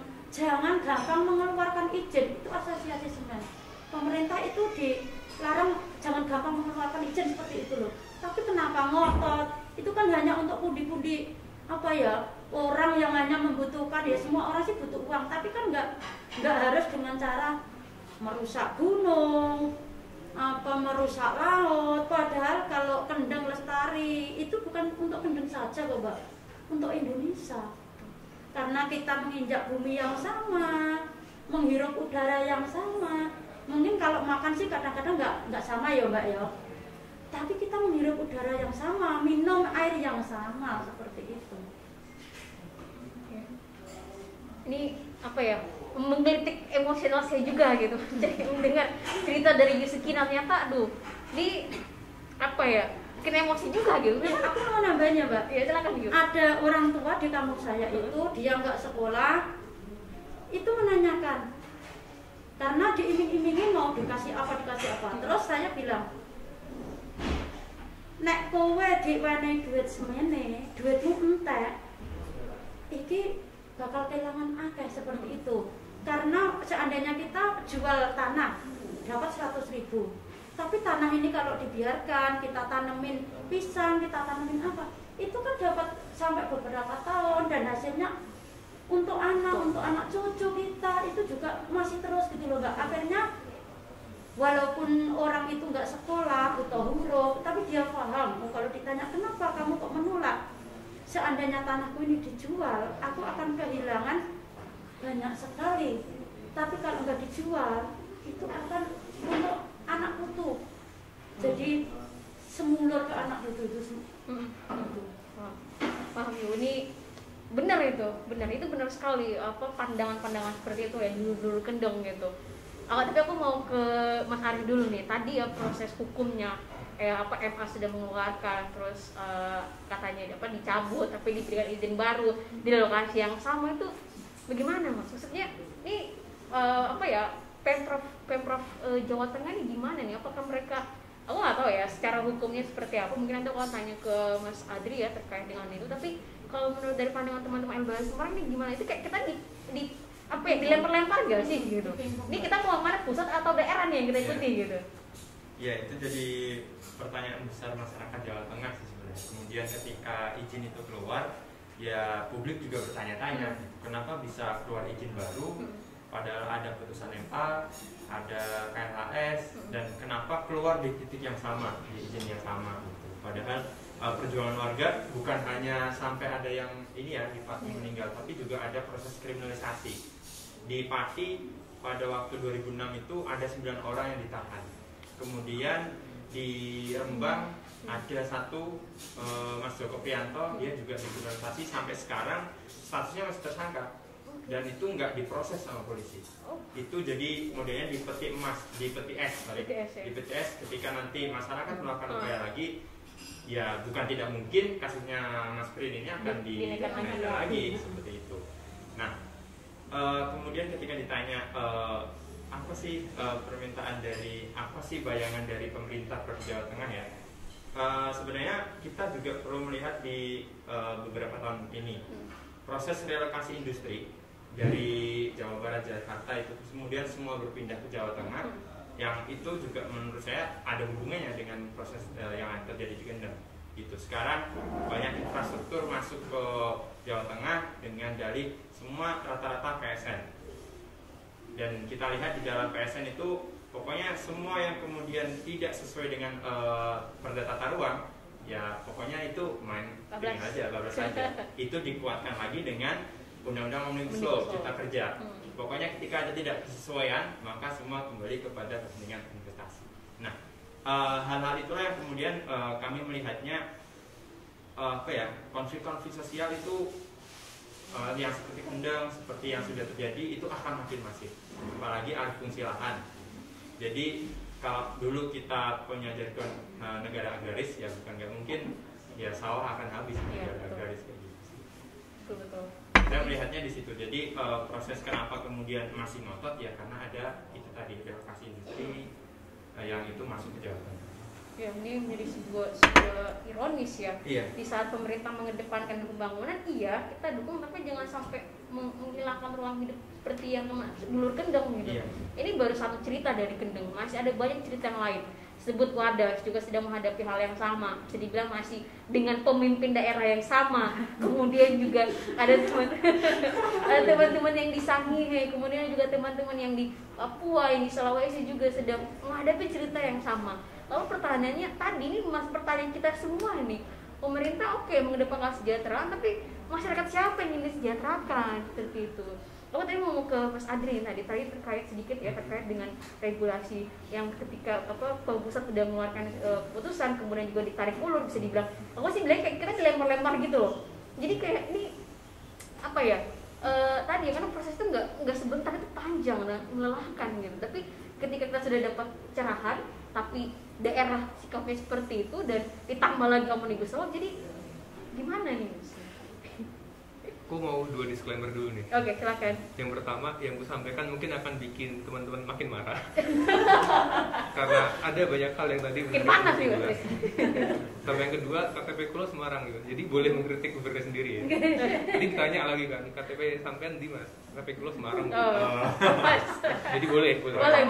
Kayak salah satu kepala daerah yang nanya ini tuh ya. Jadi makanya disclaimer kan iya. Jadi nggak apa-apa dong, karena kan konstituen Okay. di dalam putusan ya, ada semua. Jadi kalau ada yang bilang ini hoax ini apa, ada kok di putusan. Teman-teman bisa baca dan putusan terbuka secara publik.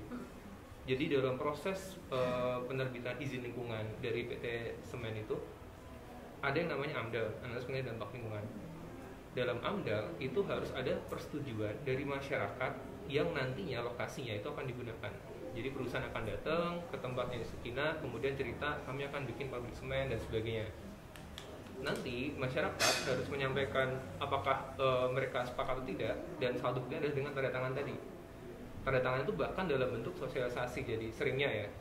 Nah, banyak praktek yang terjadi ketika sosialisasi itu bukanlah diminta tanda tangan dalam artian setuju atau enggak. Kalau setuju tanda tangan, kalau enggak gak usah. Tapi seringkali itu kayak ini kita acara makan-makan loh, kita mau silaturahmi, kita mau ada bagi-bagi berkat dan sebagainya. Itu sering terjadi Mbak. Banyak ada yang bikin pengajian, ada yang undang bahwa ini mau silaturahmi dan sebagainya, dan bukan dalam konteks sosialisasi. Kalau saya masyarakat datang, ini ada undangan apa sih? Makan-makan, gak ada hadir saya datang kan. Ini tanda tangan absensi Mas, isi absensi, tapi dianggap sebagai bentuk sosialisasi. Itu satu penyelundupan hukum yang sering terjadi, tidak hanya di Kendeng kami, ya sekarang kami mendampingi beberapa teman di daerah lain di luar Jawa terutama, banyak yang seperti ini. Dan ketika kami tanya ke masyarakat, Mas betul nggak tanda tangan ini? Loh, saya kan tanda tangan waktu itu mau bagi-bagi makanan, saya kira absensi aja. Ada bentuk penipuan di situ. Kenapa bisa ketahuan? Karena ada satu masyarakat yang tanda tangannya dipalsukan, yang ternyata tidak sedang di lokasi.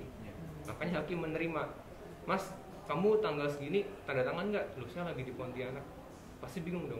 Buktinya kamu di Pontianak apa? Ini saya ada boarding passnya kok. Mau dilawan dengan apa kalau kayak gitu? Terbukti bahwa ini ada istilahnya ada cacat formil maupun substansi di situ. Yang kedua, kalau misalkan kita katakanlah ya kita berbisnis dengan perusahaan yang sudah ketahuan dia masuk tanda tangan, sudah ketahuan dia tidak berjalan sesuai prosedur, kita mikirnya ke depannya apakah kita masih mau percaya atau enggak? Kita berbicara diri kita sendiri aja. Kalau kita udah pernah dibohongin sama tetangga, masih mau nggak kita menjamin uang ke mereka? Itu kan jadi pertanyaan. Kenapa kemudian sudah jelas-jelas dalam amdalnya ada cacat, kemudian diakali dengan menerbitkan adendum amdal yang baru dan izin lingkungan yang baru, kita kan seolah-olah ya nggak apa-apa kalau misalkan pemaafan kayak gitu kan tinggal dihapus saja orangnya, yang lain tetap. Kan tidak seperti itu. Bukan satu orang itu saja yang bermasalah, tapi secara proses keseluruhan, bahwa dari awal kita paham bahwa ini sebenarnya prosesnya sudah tidak benar dari awal. Kalau udah dari awal tidak benar seperti ini, kenapa dilanjutkan? Itu yang menjadi pertanyaan kan. Apakah dilakukan Pak Gubernur itu bisa dikatakan benar? Dalam konteks penyeludupan hukum bisa saja memang seperti itu. Maka tadi aku sampaikan ada hal-hal yang memang secara hukum itu bisa dibenarkan, tapi masuknya tuh dalam konteks penyeludupan yang sebenarnya kita tahu sebagai orang hukum ini salah, nggak boleh seperti ini. Harusnya dari awal kalau memang masyarakat tidak setuju, ya ikuti ketentuan dari undang-undang lingkungan yang memang ya nggak boleh di sini. Terlebih tidak hanya masyarakat tidak setuju. KLHS kan dokumen ilmiah, dokumen kajian hidup strategis yang sudah memberikan gambaran di lokasi ini. Kalau misalkan ditambang dampaknya 1, 2, 3 nanti longsor, air yang tidak ada, masyarakat tidak bisa bertani. Jadi kami rekomendasi adalah untuk tidak memberikan izin. Kenapa tidak ditaati? Kan yang menolak kan bukan cuma masyarakat Kendeng saja di situ. Sudah ada dokumen ilmiah yang bikin orang-orang yang memang jelas mungkin ketika tadi you bilang ya kami kan hanya petani, tidak, bukan masa itu saja. Orang yang paham pun juga bilang ini sebenarnya nggak boleh. Kalau sudah ada 2 orang bilang seperti itu tapi kenapa masih dilanggar, itu kan jadi pertanyaan lagi berikutnya. Kenapa? Ada kepentingan apa dibaliknya ketika masyarakat yang sudah menolak, kajian ilmiah menyatakan ini tidak boleh. Ditambah yang ketiga, putusan pengadilan pun juga bilang ini sebenarnya dari awal salah. Udah 3 unsur yang dilanggar loh di sini loh. Unsur masyarakat sendiri, unsur saintis yang tadi Mbak Mel bilang pokoknya tuh setiap film-film yang apa, kalau kita bicara film ya, semua film-film yang apa kiamat, bencana itu semua pasti dimulai dengan pemerintah nggak percaya dengan saintis. Selalu kayak gitu kan. Ini udah masyarakatnya nggak sepakat, saintisnya nggak sepakat, putusan pengadilan hukumnya pun bilang ini nggak boleh. Terus kenapa 3-3 masih dilanggar lagi? Yeah. Itu yang kemudian terjadi di kasus Kendeng, terjadi juga di lokasi yang lain. Yang berbahaya adalah kalau misalkan kita bicara ke katakanlah sistem ya, itu misalkan kita bicara pemerintahnya kenapa seperti ini sih? Satu, kalau kita ngeliat sistemnya, kita nggak punya oposisi sekarang. Semuanya bisa dilancarkan begitu saja. Tadi Mas Arief bilang ada PSN, betul yang disampaikan tadi. Proyek strategis nasional, meskipun di tata ruang atau kayak saya bilang ini tuh nggak boleh nih daerah sini, tapi karena dengan ambil PSN diistimewakan akhirnya. Makanya kalau kita mikir kalau gitu daripada masyarakat protes kita masih aja semuanya ke PSN. Pasti orang akan berpikir seperti itu. Sistemnya aturan memang dibuat in favor atau memang menguntungkan salah satu pihak yang memang punya kepentingan di situ. Ini yang berbahaya sebenarnya. Apalagi kalau misalkan kayak aku orang hukum ya, karena aku tahu dan karena aku tidak tega sampai kayak gitu, maka aku memilih untuk janganlah kalian seperti ini, ikuti aturannya. Tapi justru orang-orang yang mungkin bergerak sama kayak aku dan karena mereka tahu, mereka malah memanfaatkan celah-celah seperti ini yang pada akhirnya justru akan menindas orang lain. Buatku sih itu salah satu apa ibaratnya kayak pukulan telak ya, kayak ilmu yang kupelajari itu pada akhirnya hanya dipakai untuk menindas orang lain. Buatku sih itu mungkin ini juga sedikit kritik ya ke orang-orang hukum ya, entah yang memang sedang membuat hal seperti ini juga. Apa kalian tidak malu ketika melihat hukum yang harusnya jadi wasit supaya ekonomi dan lingkungan seimbang, supaya masyarakat dapat haknya, supaya kita semua nanti hidup 20-30 tahun lagi masih dapat udara bersih yang kayak gini, justru malah dipakai untuk menindas dan akhirnya malah menghancurkan. Dan itu kalau aku bilang kayak gini mungkin dibilang ini fafu waswisus atau apa. Aku bilang kayak gini karena sudah melihat langsung putusannya Sakinah seperti apa. Aku ngomong kayak gini karena sudah melihat di daerah lain itu juga terjadi hal yang sama. Jadi itu yang sekarang sedang kita hadapi bersama-sama. Apakah ada jalan keluarnya? Aku pun juga nggak tahu. Mau Gitu. menambahin sedikit. Silakan, ya, Mas, silakan. Iya, tadi disampaikan bahwa dokumen AMDAL gitu ya. Jadi pada waktu itu juga ada muncul perdebatan baik itu di dalam ranah hukum maupun di ranah-ranah ketika kita melakukan audiensi gitu. Dari pemerintah, dari Dirjen SDM, dari Kementerian SDM menyampaikan bahwa penggunaan kendeng ini sebagai kawasan yang tandus di situ, sehingga ini memang bukan sebagai kawasan cekungan air tanah yang itu kemudian bisa untuk dilakukan penambangan. Tapi kalau teman-teman lihat di dokumen AMDA-nya PT Semen Indonesia, di situ disebutkan bahwa di CAT Watu Putih itu sebagai kawasan resapan air. Itu ada di dalam dokumen AMDA. Kemudian kedua, di dalam dokumen KLHS juga disebutkan hal yang sama, bahwa di CAT Watu Putih di Rembang ini sebagai kawasan resapan air. Tapi ini yang kemudian dari Kementerian SDM, dari Badan Geologinya, mereka nggak percaya 2017 itu, sehingga mereka kemudian melakukan penelitian ulang di dalam di Pegunungan Kendeng. Tapi yang terjadi setelah mereka melakukan penelitian ulang di 2017 itu, sampai dengan hari ini Badan Geologi dari Kementerian SDM belum mengeluarkan hasil kajian itu. Dan belum dipublikasikan. Dan itu belum Sama dipublikasikan. Ya, tidak ada transparansi gitu. Tidak ada transparansi. Dan ini apa ya, makin memperkuat ya seluruh Kendeng gitu, bahwa ya sebenarnya itu sudah tidak bisa gitu, tapi karena pemerintah mungkin ketika melakukan kajian ulang, oh ternyata hasilnya masih sama gitu. Jadi ibarat kata itu kayak menutupi aib sendiri gitu. Iya, Lebih, benar. tapi itu justru malah makin menunjukkan bahwa pemerintah tidak transparan dan tidak terbuka kepada publik. Apa yang data dan fakta yang disampaikan secara ilmiah ya disampaikan saja seperti itu. Jangan sampai apa kajian-kajian ilmiah ini malah ikut-ikutan dipolitisasi seperti itu yang ya kita tahu beberapa belakangan ini gitu. Karena waktu kita juga yang membatasi, aku masih menunggu kalau dari teman-teman di kanal YouTube baik di YLBHI ataupun dari Musik Indonesia yang ingin bertanya, silakan. Sebelum itu kita masih ada waktu juga, aku mungkin mau ini ya sembari untuk kita closing statement ya, pertanyaan penutup. Aku mau ke Bang Rere dulu nih, Bang. Presiden Jokowi sudah melakukan statement seperti itu, dan tadi sudah ada beberapa yang kita perlu catat bersama dan kita perlu hati-hati ya terkait dengan manuver-manuver lain yang itu sangat kuat sekali tali ulurnya. Ini kalau menurut Bang Rere, kita nih sebagai masyarakat dan buat teman-teman juga yang menyaksikan di kanal YouTube ini, apa nih Bang, kawalan apa yang bisa kita kawal bareng-bareng gitu? Satu, pertama, tidak semua hal yang legal itu legitimate. Ada hal yang dibenarkan secara hukum, tapi yang nggak legitimate itu diselundupkan kalau gitu. Jadi nggak semua hal yang dibenarkan oleh hukum itu betul di dalam kehidupan kita, legitimate di masyarakat. Maka upaya tekanan bahkan terhadap hal-hal yang sudah diputuskan secara hukum itu nggak ada yang salah, karena nggak semua, karena ini produk yang sudah dibuat manusia, rentan sekali dengan upaya penyelundupan seperti UCK dan undang-undang minerba gitu, bagaimana dia upaya penyelundupan. Jadi satu, tekanan dari publik itu penting untuk kemudian terus dijalankan. Nah, mengutip Melisa tadi, 3,5 dari populasi untuk kemudian bisa bergerak untuk bisa mendatangkan perubahan.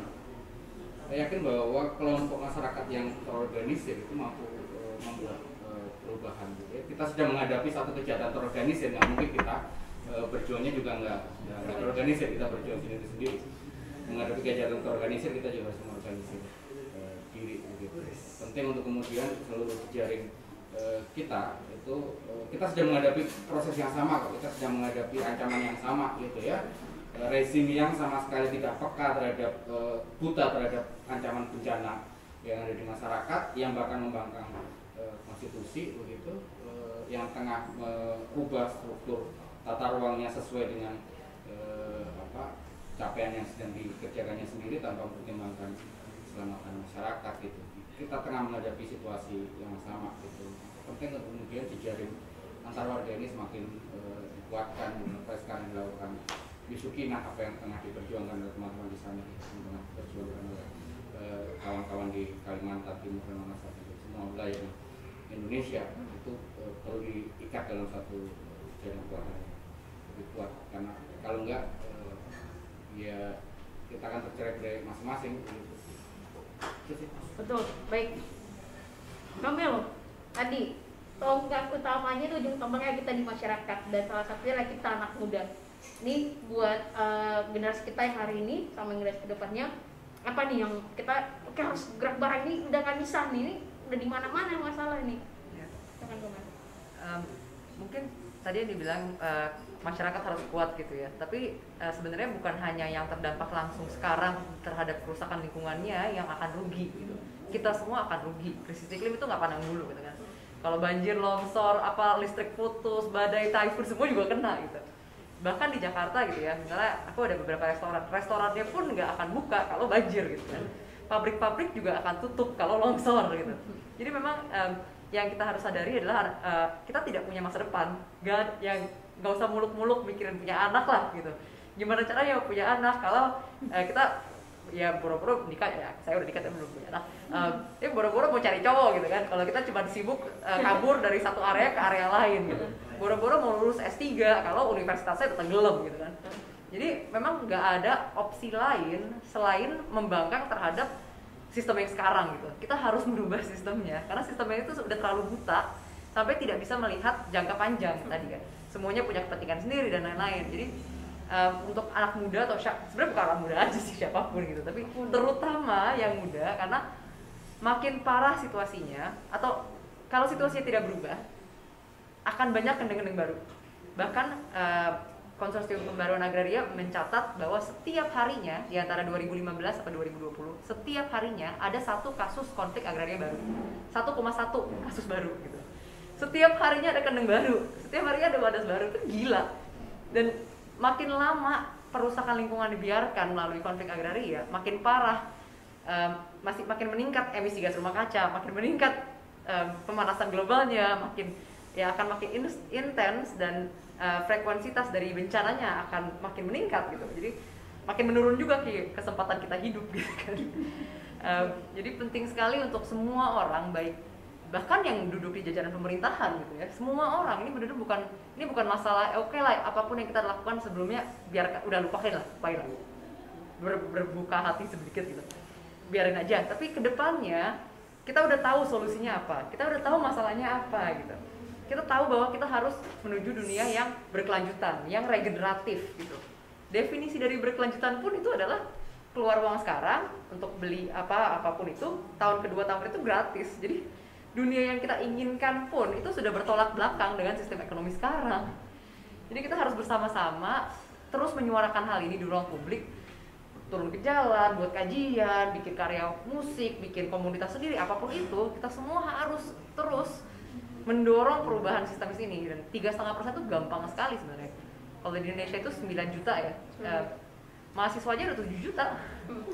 Jadi ini sangat-sangat amat memungkinkan dan kita nggak punya waktu lagi.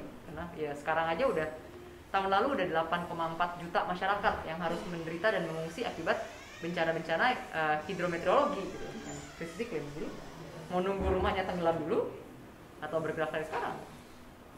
Ya, itu ini pertanyaan gitu. Kita mau gerak sekarang atau nunggu dulu nih sampai benar-benar bencana terjadi gitu. Kok mau ke Bang Andri, closing statement Bang terkait dengan pasca pencabutan izin ini, kemudian juga dengan adanya pernyataan bahwa Omnibus Law adalah produk hukum yang inkonstitusional tetapi masih tetap dilanjutkan. Lalu apa nih yang sebenarnya kita sebagai masyarakat atau secara individu ya, apa yang bisa kita inginkan bersama gitu? Kalau untuk masyarakat tadi udah disampaikan ya Mas Tere, Bandas juga menyampaikan. Kalau aku sebenarnya lebih ke orang bikin peraturan. Berhentilah menggunakan hukum, mau itu ketentuan di peraturan, baik di undang-undang cipta kerja dan lainnya maupun di proses pengadilan. Kalau memang salah ya akuilah salah, taati apa yang disampaikan. Jangan kemudian malah aturan hukumnya malah diubah misalkan. Atau nanti malah kemudian ada celahnya dimanfaatkan kayak gitu. Karena kembali lagi, sepanjang praktek partisipasi masih berlangsung, nggak akan ada wibawanya hukum ini. Orang semakin tidak percaya dengan hukum, orang malah mungkin akan semakin kok kayak gini saya mau demo, saya mau memberontak. Malah itu malah menimbulkan ketika orang masyarakat tidak percaya ya akhirnya semakin nggak bisa dikendalikan nanti ke depannya. Dan untuk mereka semua, terutama untuk orang-orang hukum yang sedang membantu proses perusakan masih kayak gini, Saya ada satu cerita teman saya sendiri yang mengalami, dia lawyer, salah satu yang membantu perusahaan-perusahaan pertambangan untuk dapat izin. Dia pernah liburan ke satu tempat yang ternyata itu adalah daerah yang dulu dia pernah urus izinnya, daerah tambang.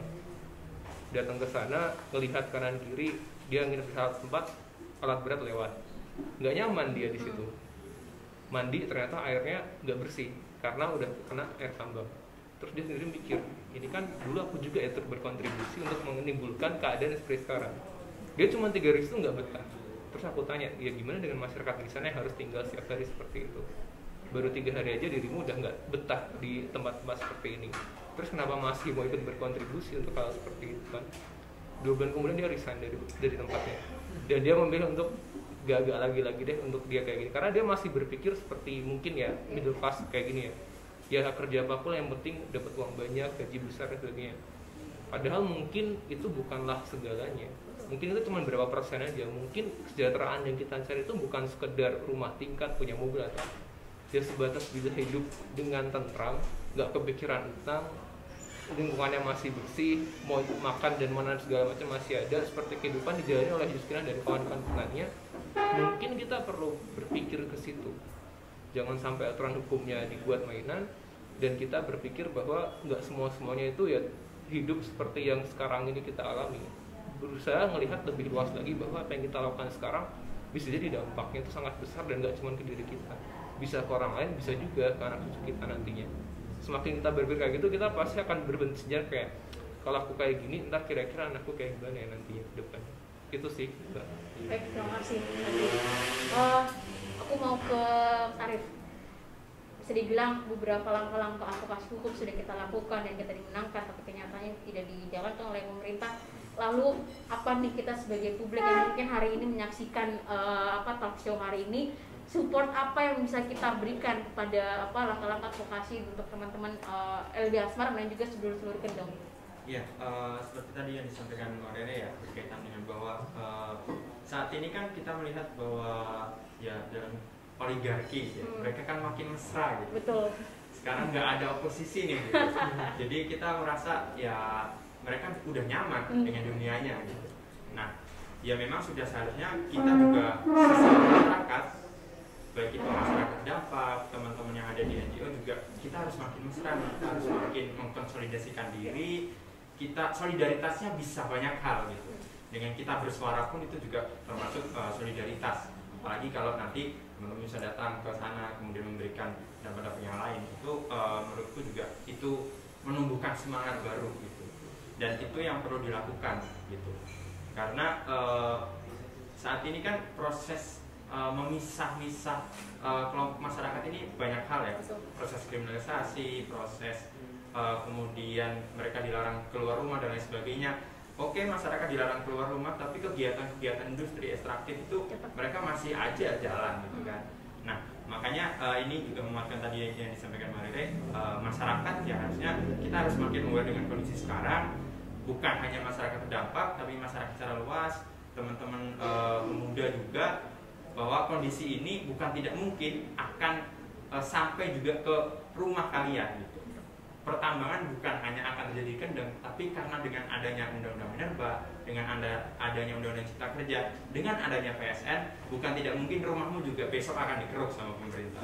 Kayak gitu. Maka saat ini ya kita harus makin berkonsolidasi dan kemudian merubah sistem.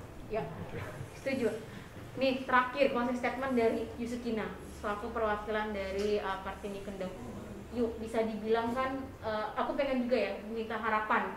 Pertanyaannya, harapan apa yang pengen Yusukina sampaikan kepada teman-teman yang mungkin juga di daerah sedang menghadapi yang sama, agar api-api perlawanan ini tetap membara gitu. Karena bisa dibilang 2006 sampai 2022 itu waktu yang sangat panjang. Berapa banyak uang, tenaga, waktu yang kita habiskan, tapi sampai hari ini Yusukina masih di sini, masih berjuang untuk mempertahankan ruang hidupnya. Dan kita ingin dengar nih, harapan apa yang pengen you harapkan sendiri dari seluruh Kendeng, dan apa yang pengen disampaikan kepada teman-teman yang sedang hari ini juga sedang menghadapi hal yang sama.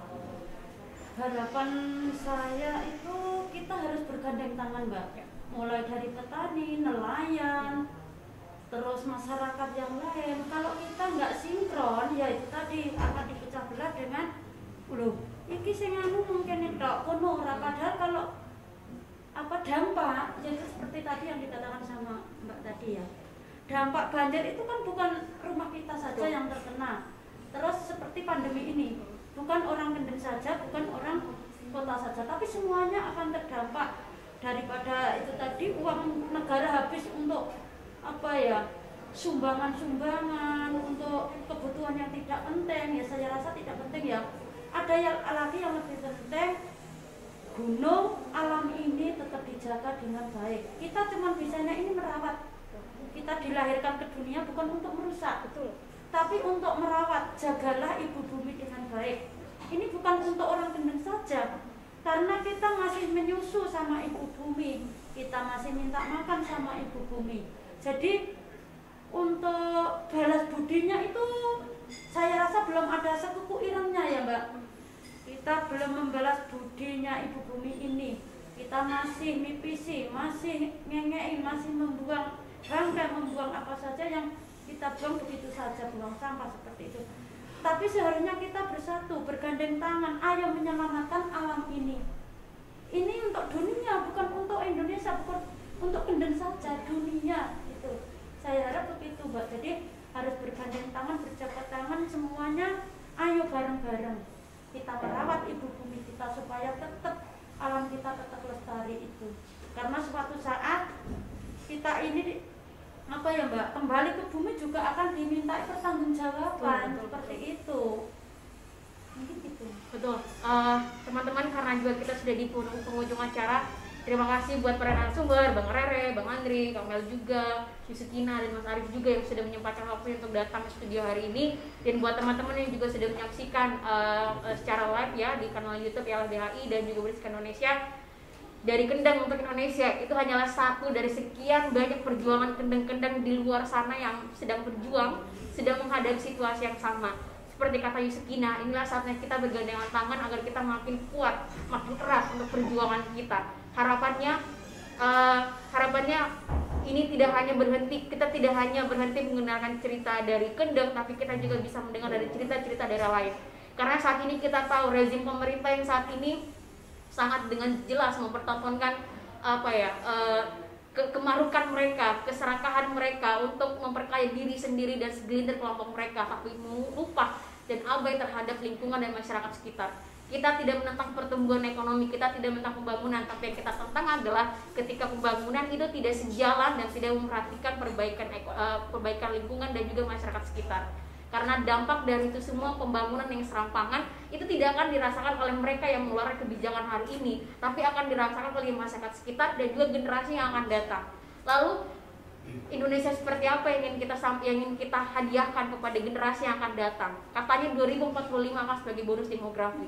Indonesia akan mencapai usia 100 tahun, tapi Indonesia seperti apa yang kita hadirkan untuk mereka? Apabila hari ini, generasi hari ini pun juga harus berjuang melawan rezim pemerintahannya sendiri yang dengan serakahnya melawan kebijakan-kebijakan yang tidak memperhatikan lingkungan dan masyarakat sekitar.